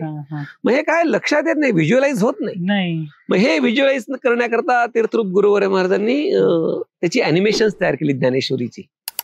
16व्या अध्यायामध्ये मंगलाचरण आहे. मावळवीत विश्वाभासू, नवले उदयला चंडांशू, अद्वयाब्जिनी विकासू वंदू आता. सूर्य आहे गुरुरूपी, तो अज्ञानाचा अंधकार नाहीसा करतो. काही व्हिज्युअलाइज होत नाही, पण त्याची अॅनिमेशन्स गुरुवर महाराजांनी तयार केली आणि त्या अॅनिमेशन्सच्या द्वारा ही संपूर्ण ज्ञानेश्वरी समाजासमोर नेण्याचं कार्य तीर्थरूप गुरुवर महाराजांनी केलं. म्हणजे तंत्रज्ञान, आधुनिकता याचं संप्रदायाला कुठेही वावगं नाहीये. फार गैरसमज आहेत संप्रदायाबद्दल. इव्हन आम्ही आनंदीत राहून आम्हाला गैरसमज होते असं म्हणायला काय हरकत नाही की संप्रदाय फार माग आहे. त्यातल्या कोणी इंग्लिश बोलणार किंवा बाहेरचे असतील ते कुठे टेक्नॉलॉजी वापरत असतील, पण त्याही पेक्षा 2000 साली इतकी टेक्नॉलॉजी वारकरी संप्रदाय वापरतोय. बघा बरं, हे किती त्यावेळेला myth busting खूप आहे. खूप खूप खूप हो. आणि खरंच त्याचा उपयोग झाला. लाखो लोकांनी परदेशामध्ये ज्ञानेश्वरी ती हो. पाहिली त्यावेळेला. हं. आणि आदरणीय डॉक्टर भटकर सरांनी तीर्थरूप गुरुवर्य महाराजांचं शिष्यत्व पत्करून पूर्ण या वेदांत शास्त्राचा अभ्यास केला, खूप अभ्यास केला. हो. म्हणजे डॉक्टर भटकर सर जसे सुपर कम्प्युटरचे जनक आहेत, त्याप्रमाणे या तत्वज्ञानाचे वेदांत शास्त्राचे फार मोठे गाढे अभ्यासक आहेत. अरे. तर अशा प्रकारे कार्य तीर्थरूप गुरुवर्य महाराजांनी केलं. त्याबरोबर गुरुवर्य महाराजांनी पूर्ण महाराष्ट्र पिंजून काढला कीर्तन प्रवचनाच्या माध्यमात. आणि त्यात महत्वाची गोष्ट काय की निरपेक्षपणे सगळं कार्य केलं. या संप्रदायामध्ये प्रत्येकाने जे कार्य केले ते निरपेक्षपणानं. हो. म्हणजे गुरुवर्य महाराजांनी एकही रुपया कीर्तनाचा घेतला नाही. फक्त जायचं यायचं भाडं. आणि त्यावेळेला जर कोणाकडनं भाडं जास्त आलं तर ते मनी ऑर्डरनी तीर्थरूप गुरुवर्य महाराज परत काय गोष्ट पाठवायचे. करता? एवढ्या निरपेक्षपणे याचं कार्य तीर्थरूप गुरुवर्य आलं महाराजांनी दान केलं. म्हणून ठेवून घ्यावं तसंही नाही. त्याच्यानंतर गुरुवर्य महाराजांनी ग्रंथसंपदा ही फार मोठ्या प्रमाणामध्ये लिहिली. जवळजवळ 125च्या जवळपास ग्रंथ तीर्थरूप गुरुवर्य महाराजांनी लिहिले. आणि त्यातले बरेच ग्रंथ म्हणजे संत वाङ्मयावरती, वेद वाङ्मयावरती, तुकोबारायांवरती, शांती ब्रह्मनाथ महाराजांच्या संबंधाने अनेक ग्रंथ लिहिले. पण जास्तीत जास्त जे ग्रंथ आहेत ते सगळे ज्ञानेश्वरीच्या संबंधाने ग्रंथ लिहिले. जवळजवळ 50-60% ग्रंथ, 125 ग्रंथापैकी 60% ग्रंथ तीर्थरूप गुरुवर्य महाराजांनी ज्ञानेश्वरीच्या संबंधाने लिहिले. म्हणजे एक आपल्याला उदाहरण सांगतो की आता आपण ज्या ओवीचा थोडासा विचार बघितला, अॅनिमेशन ज्या ओवीवरती केलं, तर मावळवीत विश्वाभासू नवल उदयला चंडांशू अद्वयाब्जिनी विकासू वंदू आता, ही 16व्या अध्यायामधली मंगलाचरणाची माऊलींची ओवी आहे. तर या ओवीच्या अनुषंगानं त्याचा विस्तार, त्याच्यावरती भाष्य तीर्थरूप गुरुवर्य महाराजांना जवळ 1500-1600 पानांचं भाष्य एका ओवीवरती 1600 पानांचं भाष्य तीर्थरूप गुरुवर्य महाराजांनी लिहिलं. आणि हे 1600 पानांचं भाष्य लिहून सुद्धा तीर्थरूप गुरुवर्य महाराज असं कधी म्हणाले नाहीत की हे परिपूर्ण भाष्य जर असं तीर्थरूप गुरुवर्य महाराज म्हणाले नाही. हा त्या ज्ञानेश्वरीच्या ओवीमधला काहीसा अंश मी तुम्हाला सांगितला. एका ओवीवरती जवळजवळ 1600 पानं लिहिलं आणि त्याचा अर्थ पूर्ण झाला असं गुरुवर्य महाराजांना वाटलं नाही. म्हणजे ज्ञानेश्वरीमध्ये किती अर्थ भरलेला आहे, किती त्याची सखोलता आहे, त्याचा विचार जर करायला गेलो तर ते अत्यंत सखोल स्वरूपाचा ज्ञानेश्वरी ग्रंथ आहे. म्हणजे आपलं अनंत आयुष्य ज्ञानेश्वरीच्या अभ्यासाला पुरणारी नाहीये. म्हणजे एखादा जर माणूस म्हणाला मला ज्ञानेश्वरी पूर्ण कळाली तर ते फार धारष्ट्याचं ठरेल. असं ज्ञानेश्वरीच्या संबंधानं तीर्थरूप गुरुवर्य महाराजांनी लेखन केलं. म्हणजे ज्याप्रमाणे तंत्रज्ञान आहे, अध्यात्म आहे, याच गोष्टींसोबत गुरुवर्य महाराजांनी सामाजिक कामही खूप केली. म्हणजे आळंदी पंढरीच्या वारीबरोबर तीर्थरूप गुरुवर्य महाराज ज्ञानेश्वर महाराज संस्थानचे 14 वर्ष विश्वस्त होते. संस्थानचे आळंदी महाराज माऊलींचं जे संस्थान आहे त्या संस्थानचं 14 वर्ष विश्वस्तपद महाराजांनी सांभाळलं. आणि त्यावेळेला आळंदी पंढरपूर महामार्ग असेल, पालखी महामार्ग, तो भाव व्हायच्याकरता प्रयत्न केला. आणि पहिल्यांदा, आता भरपूर आहेत रुग्णवाहिका, पण पहिल्यांदा रुग्णवाहिका आणण्याचं काम तीर्थरूप गुरुवर्य महाराजांनी केलं वारीमध्ये. म्हणजे अनेक लोकांना भेटून एखादी रुग्णवाहिका वारीसोबत असावी याचा प्रयत्न तीर्थरूप गुरुवर्य महाराजांनी केला. त्याच्यानंतर सामाजिक कामाच्या दृष्टीने जर विचार करायचा झाला तर गुरुवर्य महाराजांनी इंद्रायणीवरती जे आळंदीत घाट बांधलेले आहेत तर ते आळंदी देहू परिसर विकास समिती नावाची एक समिती स्थापन केली. त्याच्यामध्ये आमचे आदरणीय डॉक्टर कराड सर आणि तीर्थरूप गुरुवर्य महाराज या दोघांचा त्याच्यामध्ये सिंहाचा वाटा. तर या दोघांनी लोकवर्गणीतनं हा पूर्ण घाट बांधला. आता ज्या कमानी दिसतात, गरुड स्तंभ दिसतो, ती स्क्रीन दिसते मोठी, तर हा जो सगळा प्रकल्प आहे त्याचे अध्यक्ष तीर्थरूप गुरुवर्य महाराज. आणि तीर्थरूप गुरुवर्य महाराजांनी अत्यंत कष्टाने तो घाट बांधायचं काम केलं.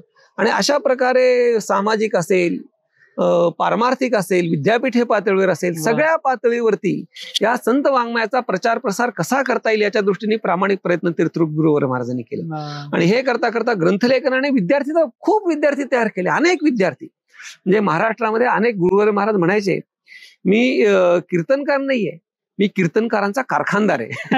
म्हणजे मी स्वतः कीर्तन करतो ठीक आहे, पण मी कीर्तनकार निर्माण करणारा कारखानदार आहे. असे अनेक कीर्तनकार या परंपरेने या महाराष्ट्राला दिलेत.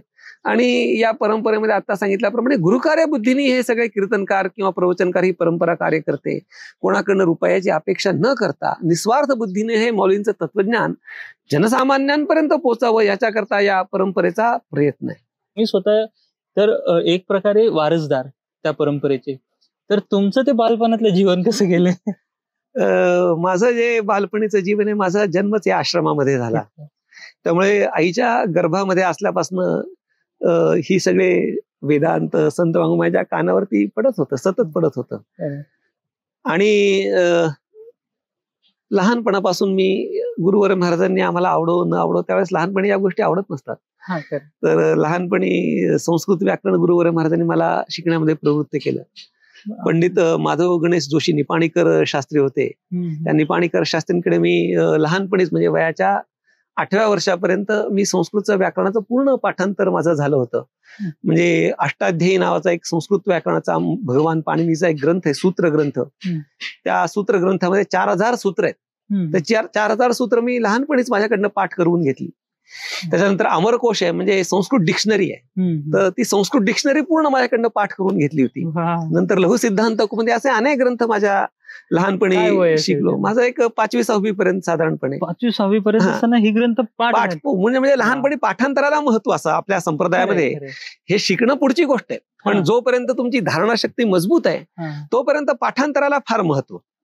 म्हणून पाठांतर माझ्याकडनं अगदी 7वी 8वी पर्यंत तुम्ही अर्थचिंतन करायचं नाही, बंधन असायचं आम्हाला. तुम्ही अर्थाचं चिंतन हे तत्वज्ञानाचे ग्रंथ पहिल्यांदा पाठांतर करा. आणि पाठांतर काय होतं की पाठांतर करताना जर हे अर्थचिंतन करत बसलो तर पाठांतर होत नाही. म्हणून पहिल्यांदा तुम्ही पाठांतर करा.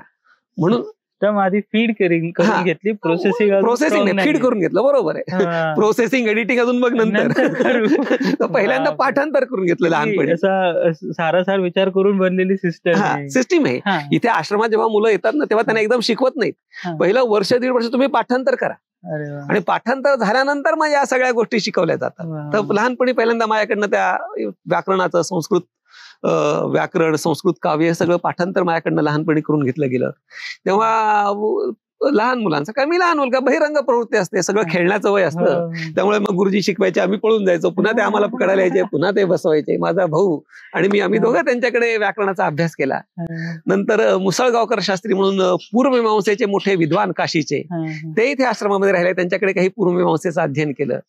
आत्ताचे पद्मश्री त्यांना नुकताच जाहीर झाला असे पंडित गणेश्वर शास्त्री द्रविड, जे आता भारतामधले संस्कृतचे सगळ्यात मोठे विद्वान आहेत, न्यायाचे ज्योतिषाचे सगळ्यात मोठे विद्वान. तर त्यांच्याकडे काही काळ मी न्यायशास्त्राचं अध्ययन केलं. त्याच्यानंतर एक कानिटकर शास्त्री म्हणून भोपाळचे होते, त्या भोपाळच्या कानिटकर शास्त्रींकडे योगसूत्रांचा मी काही अभ्यास केला. आणि तीर्थरूप गुरुवर महाराजांकडे हे मी सुरुवातीच्या काळामध्ये अध्ययन ह्या बाकीच्या लोकांकडे माझं झालं. आणि नंतर मात्र तीर्थरूप गुरुवर महाराजांकडे मी वेदांत शास्त्राचं अध्ययन चालू केलं. साधारणपणे माझी 10वी झाल्यानंतर मी वेदांत शास्त्राच्या अध्ययनाला सुरुवात केली. कारण की 10वी पर्यंत गुरुवर महाराज म्हटले हे शिकायचं नाही, आता तू पाठांतर करायचं. म्हणून माझ्या 10वी झाल्यापासून मी तीर्थरूप गुरुवर महाराजांकडे वेदांत शास्त्राचं अध्ययन सुरू केलं. आणि गुरुवर महाराजांकडे मी म्हणजे माझं शालेय शिक्षण मी शिकतच होतो.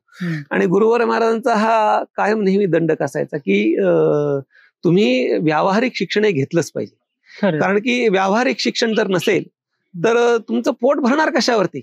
कीर्तना प्रवचनाचं तर आपण एक छदाम घ्यायचं नाही, रुपया घ्यायचा नाही, गुरुकार्य बुद्धीने ते करायचं. मग तुमच्याकडे जर संपत्ती नसेल तर तुम्ही एकदम समाजामध्ये बाहेर फेकले जातं, कोणी तुम्हाला कुत्र विचारत नाही.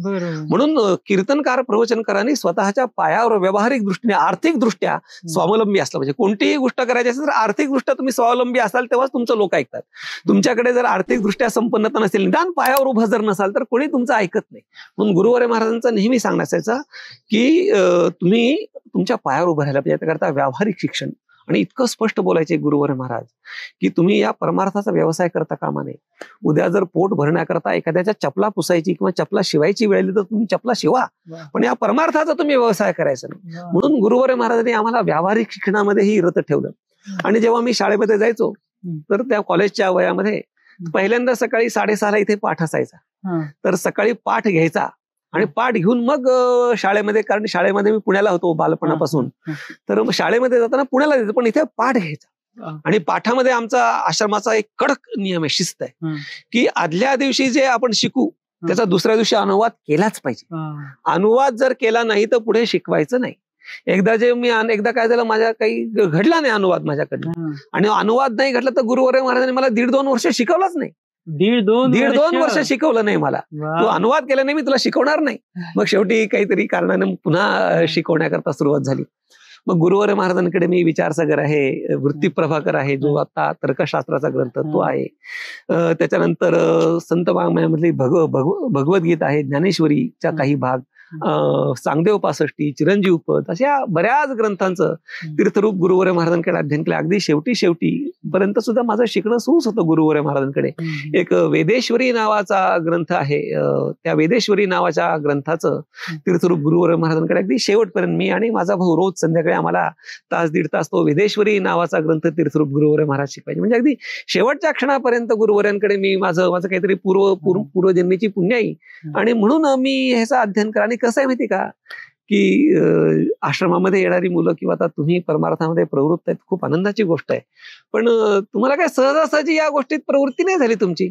कशाचा तरी त्याग करून तुम्हाला घर सोडावं लागलं, तुमचं गाव सोडावं लागलं, सगळं सोडून तुम्ही इथे आलाय, म्हणून तुमच्या कानावर हे शब्द पडतायत. म्हणजे तुमचा काहीतरी प्रयत्न आहे त्याच्यामध्ये, आणि तुमचा जो हा सगळा परमार्थ घडतोय हा प्रयत्नाचा परमार्थ आहे. पण माझ्या मनात परमार्थ करावा असा काही विषय नव्हताच. माझ्या प्रारब्धाने हा परमार्थ घडत गेला. म्हणजे काही लोकांचा असतो प्रयत्नाचा परमार्थ, पण माझा आहे तो प्रारब्धाचा परमार्थ. म्हणजे मी कीर्तन प्रवचन करेन का नाही, मी याच्यात प्रवृत्त होईल, मी शिकणं हे माझं कर्तव्य होतं, मी शिकलो.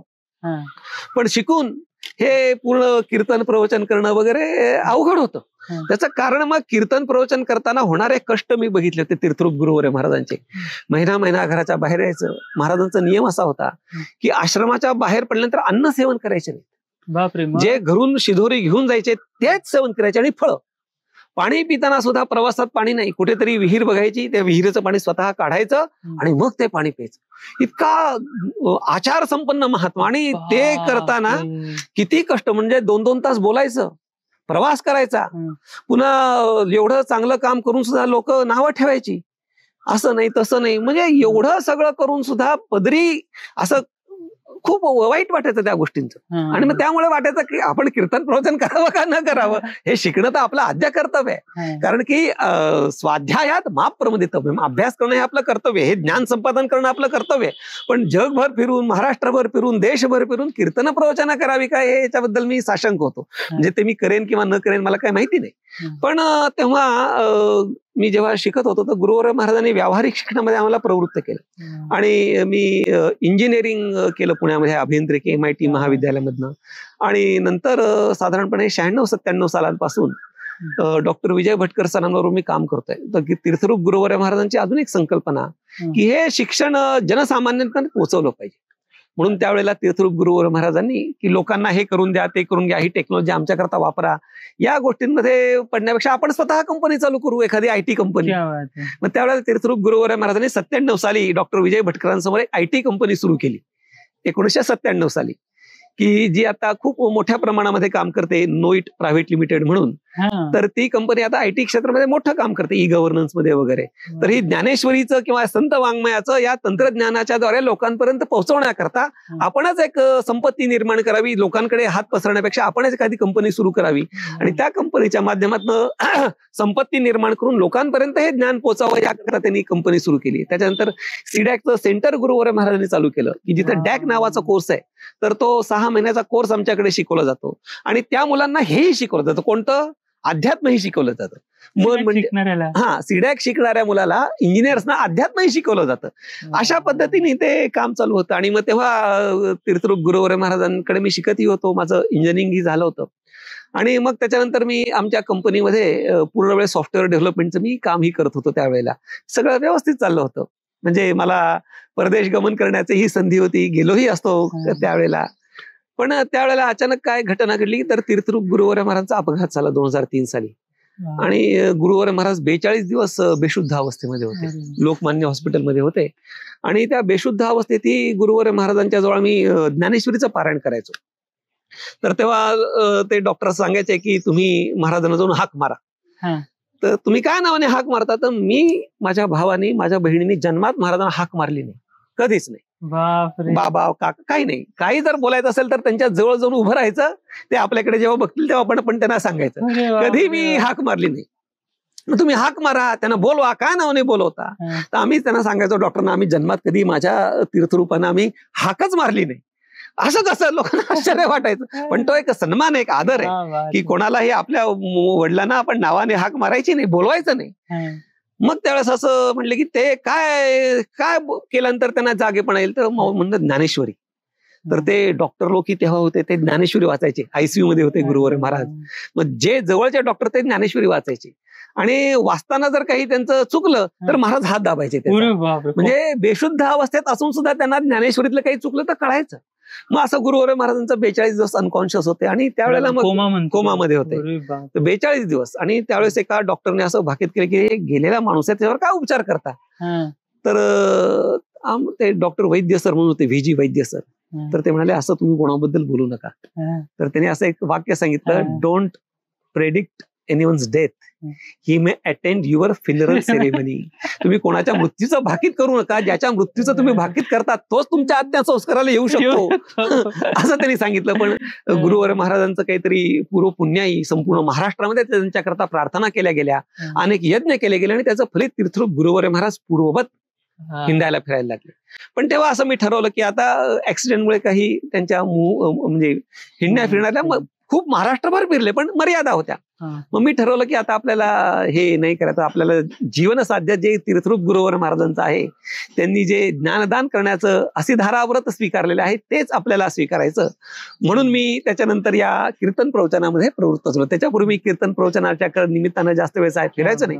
माझं IT कंपनी म्हणजे मी अध्यंतर झालंच होतं, पण सॉफ्टवेअर डेव्हलपमेंट करणं, लोकांना IT शिकवणं, 8-8 तास लेक्चर्स घेणं, हे सगळ्या माझ्या गोष्टी त्यावेळेस सुरू होत्या. नंतर मग मी ठरवलं की आपल्याला हेच करायचं. मग त्याच्यानंतर मी गुरुवारे महाराजांचा एक नियम, तुम्ही शिकत राहा. तुम्हाला मी कधीपर्यंत शिकवणार, जोपर्यंत तुम्ही नापास होत नाही तोपर्यंत तुम्ही शिकत राहा, असं गुरुवारे महाराजांना सांगणं कायम. मग माझं इंजिनिअरिंग झालं.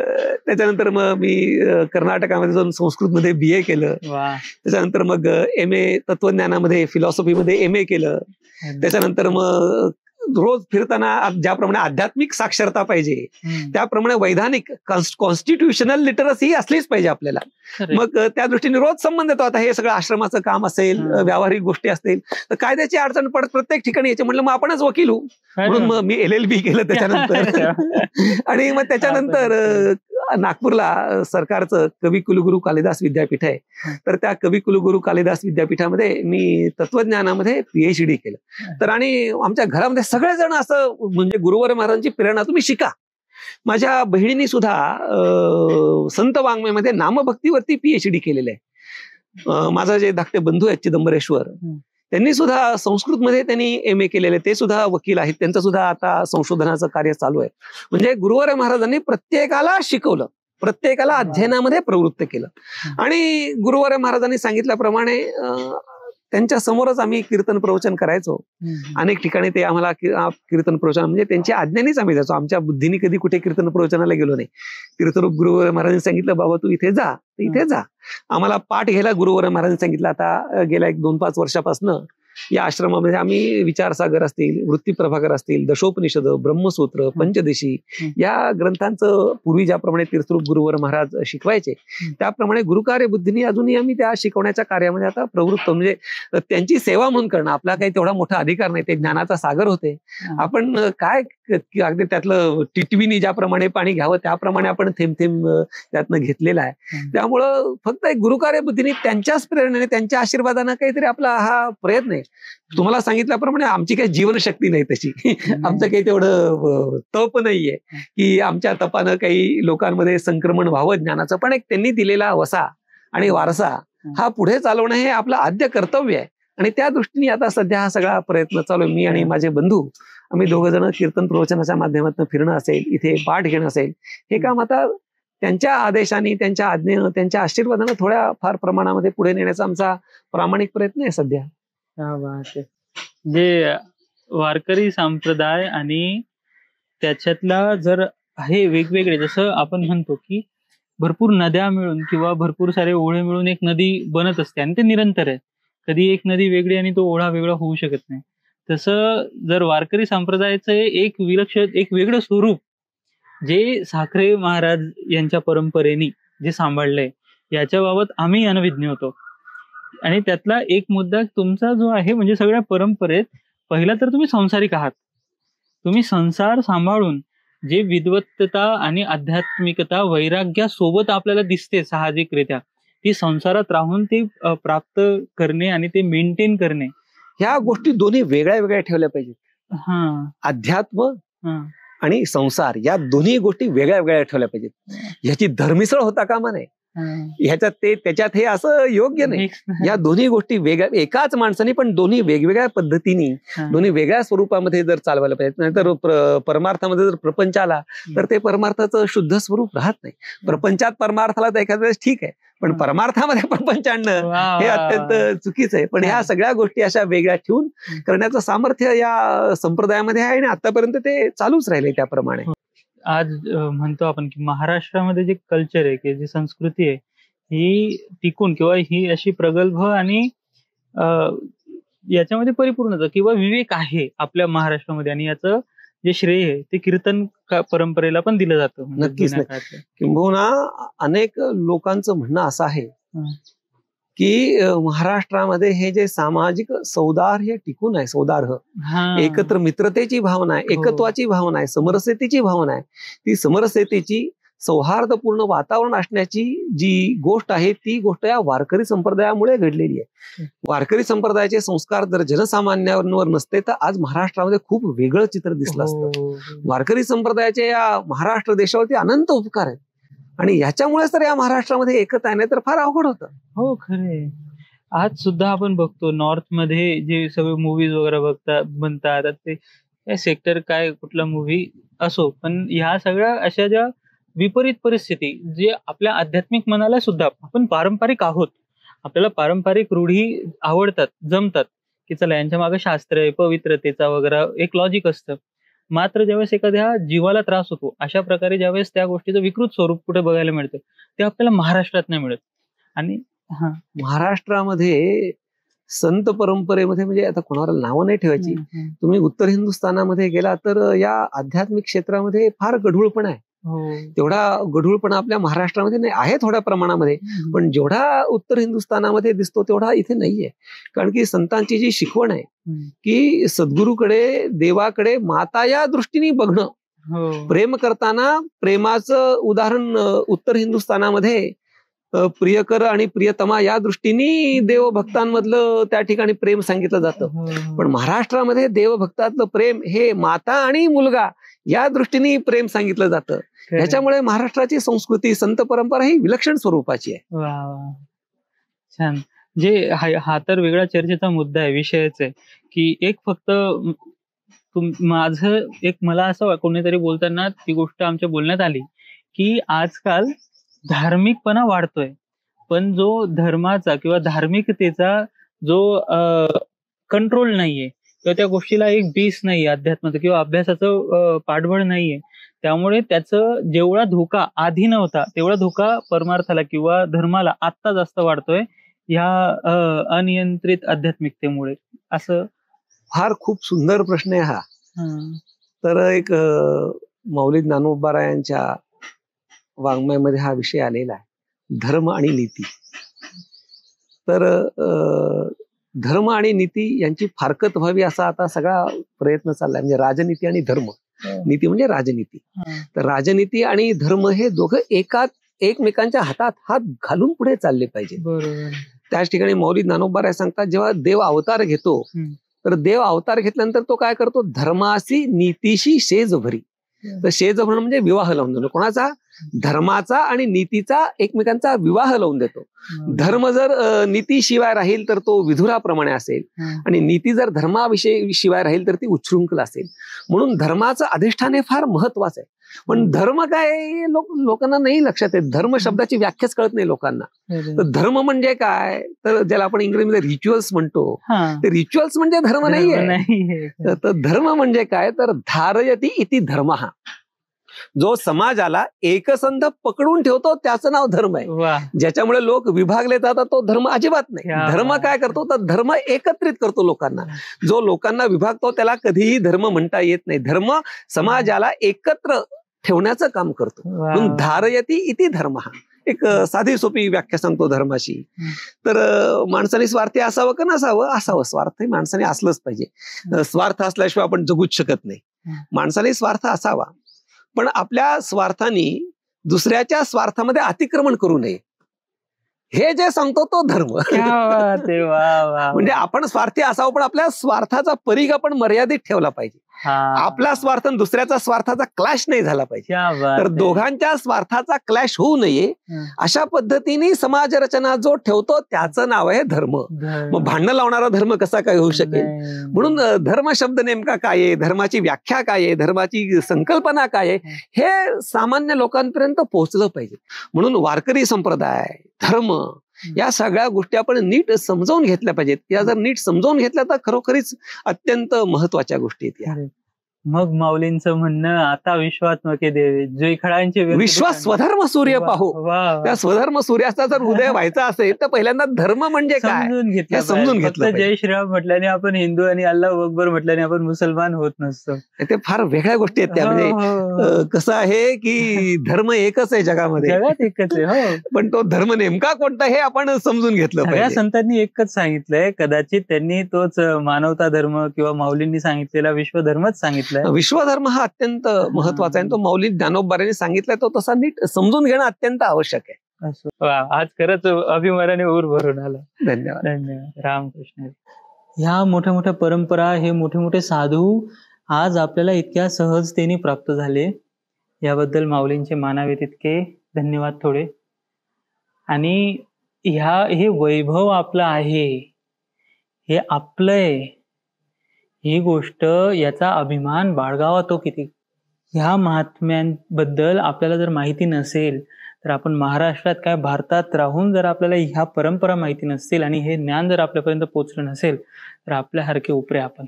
धन्यवाद. तुम्ही हा व्हिडिओ पूर्णपणे बघितला. यातनं जर आपल्याला काही बोध किंवा काही मिळालं असेल, तुमचे धन्यवाद. तुम्ही इथपर्यंत बघितलं आणि या साधू लोकांच्या चरणी आपण नतमस्तक होऊयात आणि प्रार्थना करूयात की यांना जे जीवनामध्ये प्राप्त झालं, यांच्या कृपेने आपल्याला आयुष्यामध्ये त्याचा काही वाटा मिळो, अशी आपण या गुरुचरणी प्रार्थना करूयात. आणि भेटूयात लवकरच पुढच्या व्हिडिओमध्ये. बरं, सबस्क्राईब करायला विसरू नका आणि शेअर करा आपल्या परंपरेला, आपल्या साधूंना. अजून जी लोक मॉडर्न आहेत, जी तुम्हाला प्रश्न विचारतात काय आहे तुमचा वारकरी संप्रदाय, ज्यांना वाटत असेल की वारकरी संप्रदाय हा अडाणी लोकांचा आहे, सांगा त्यांना आमच्या कंपन्या आहेत, आमच्या IT कंपन्या आहेत, त्यासोबतच वैराग्यवान साधू पण आहेत आणि त्यासोबतच अशा गुरु परंपरा किंवा ह्या ऋषी परंपरा चालवणारे पण आहेत. मी तर भारावून गेलोय. म्हणजे I am under lot of information आणि मला असं व्यक्त नाही होऊ शकत आहे माझ्या स्वतःच्या भाग्याबद्दलच आणि आपल्या ह्या परंपरेबद्दलच्या अस्मितेने, अभिमानाने सुद्धा. आणि नक्कीच हो, तुम्हाला जर काही प्रश्न असतील तर तुम्ही कमेंट करा, आम्ही त्या पिन करू आणि नक्कीच त्या ह्या साधूजनांपर्यंत जर आमच्याकडनं शक्य असलं तर पोहोचवण्याचा प्रयत्न करू, किंवा पुढच्या कुठल्याही साधूंसोबत ज्यावेळेस आम्ही पॉडकास्ट करू त्यावेळेस ते विचारल्याशिवाय राहणार नाही. तर नक्की तुम्हाला काय वाटतंय, तुमचे आशीर्वचन आमच्यापर्यंत पोहोचवायला विसरू नका. रामकृष्ण हरी.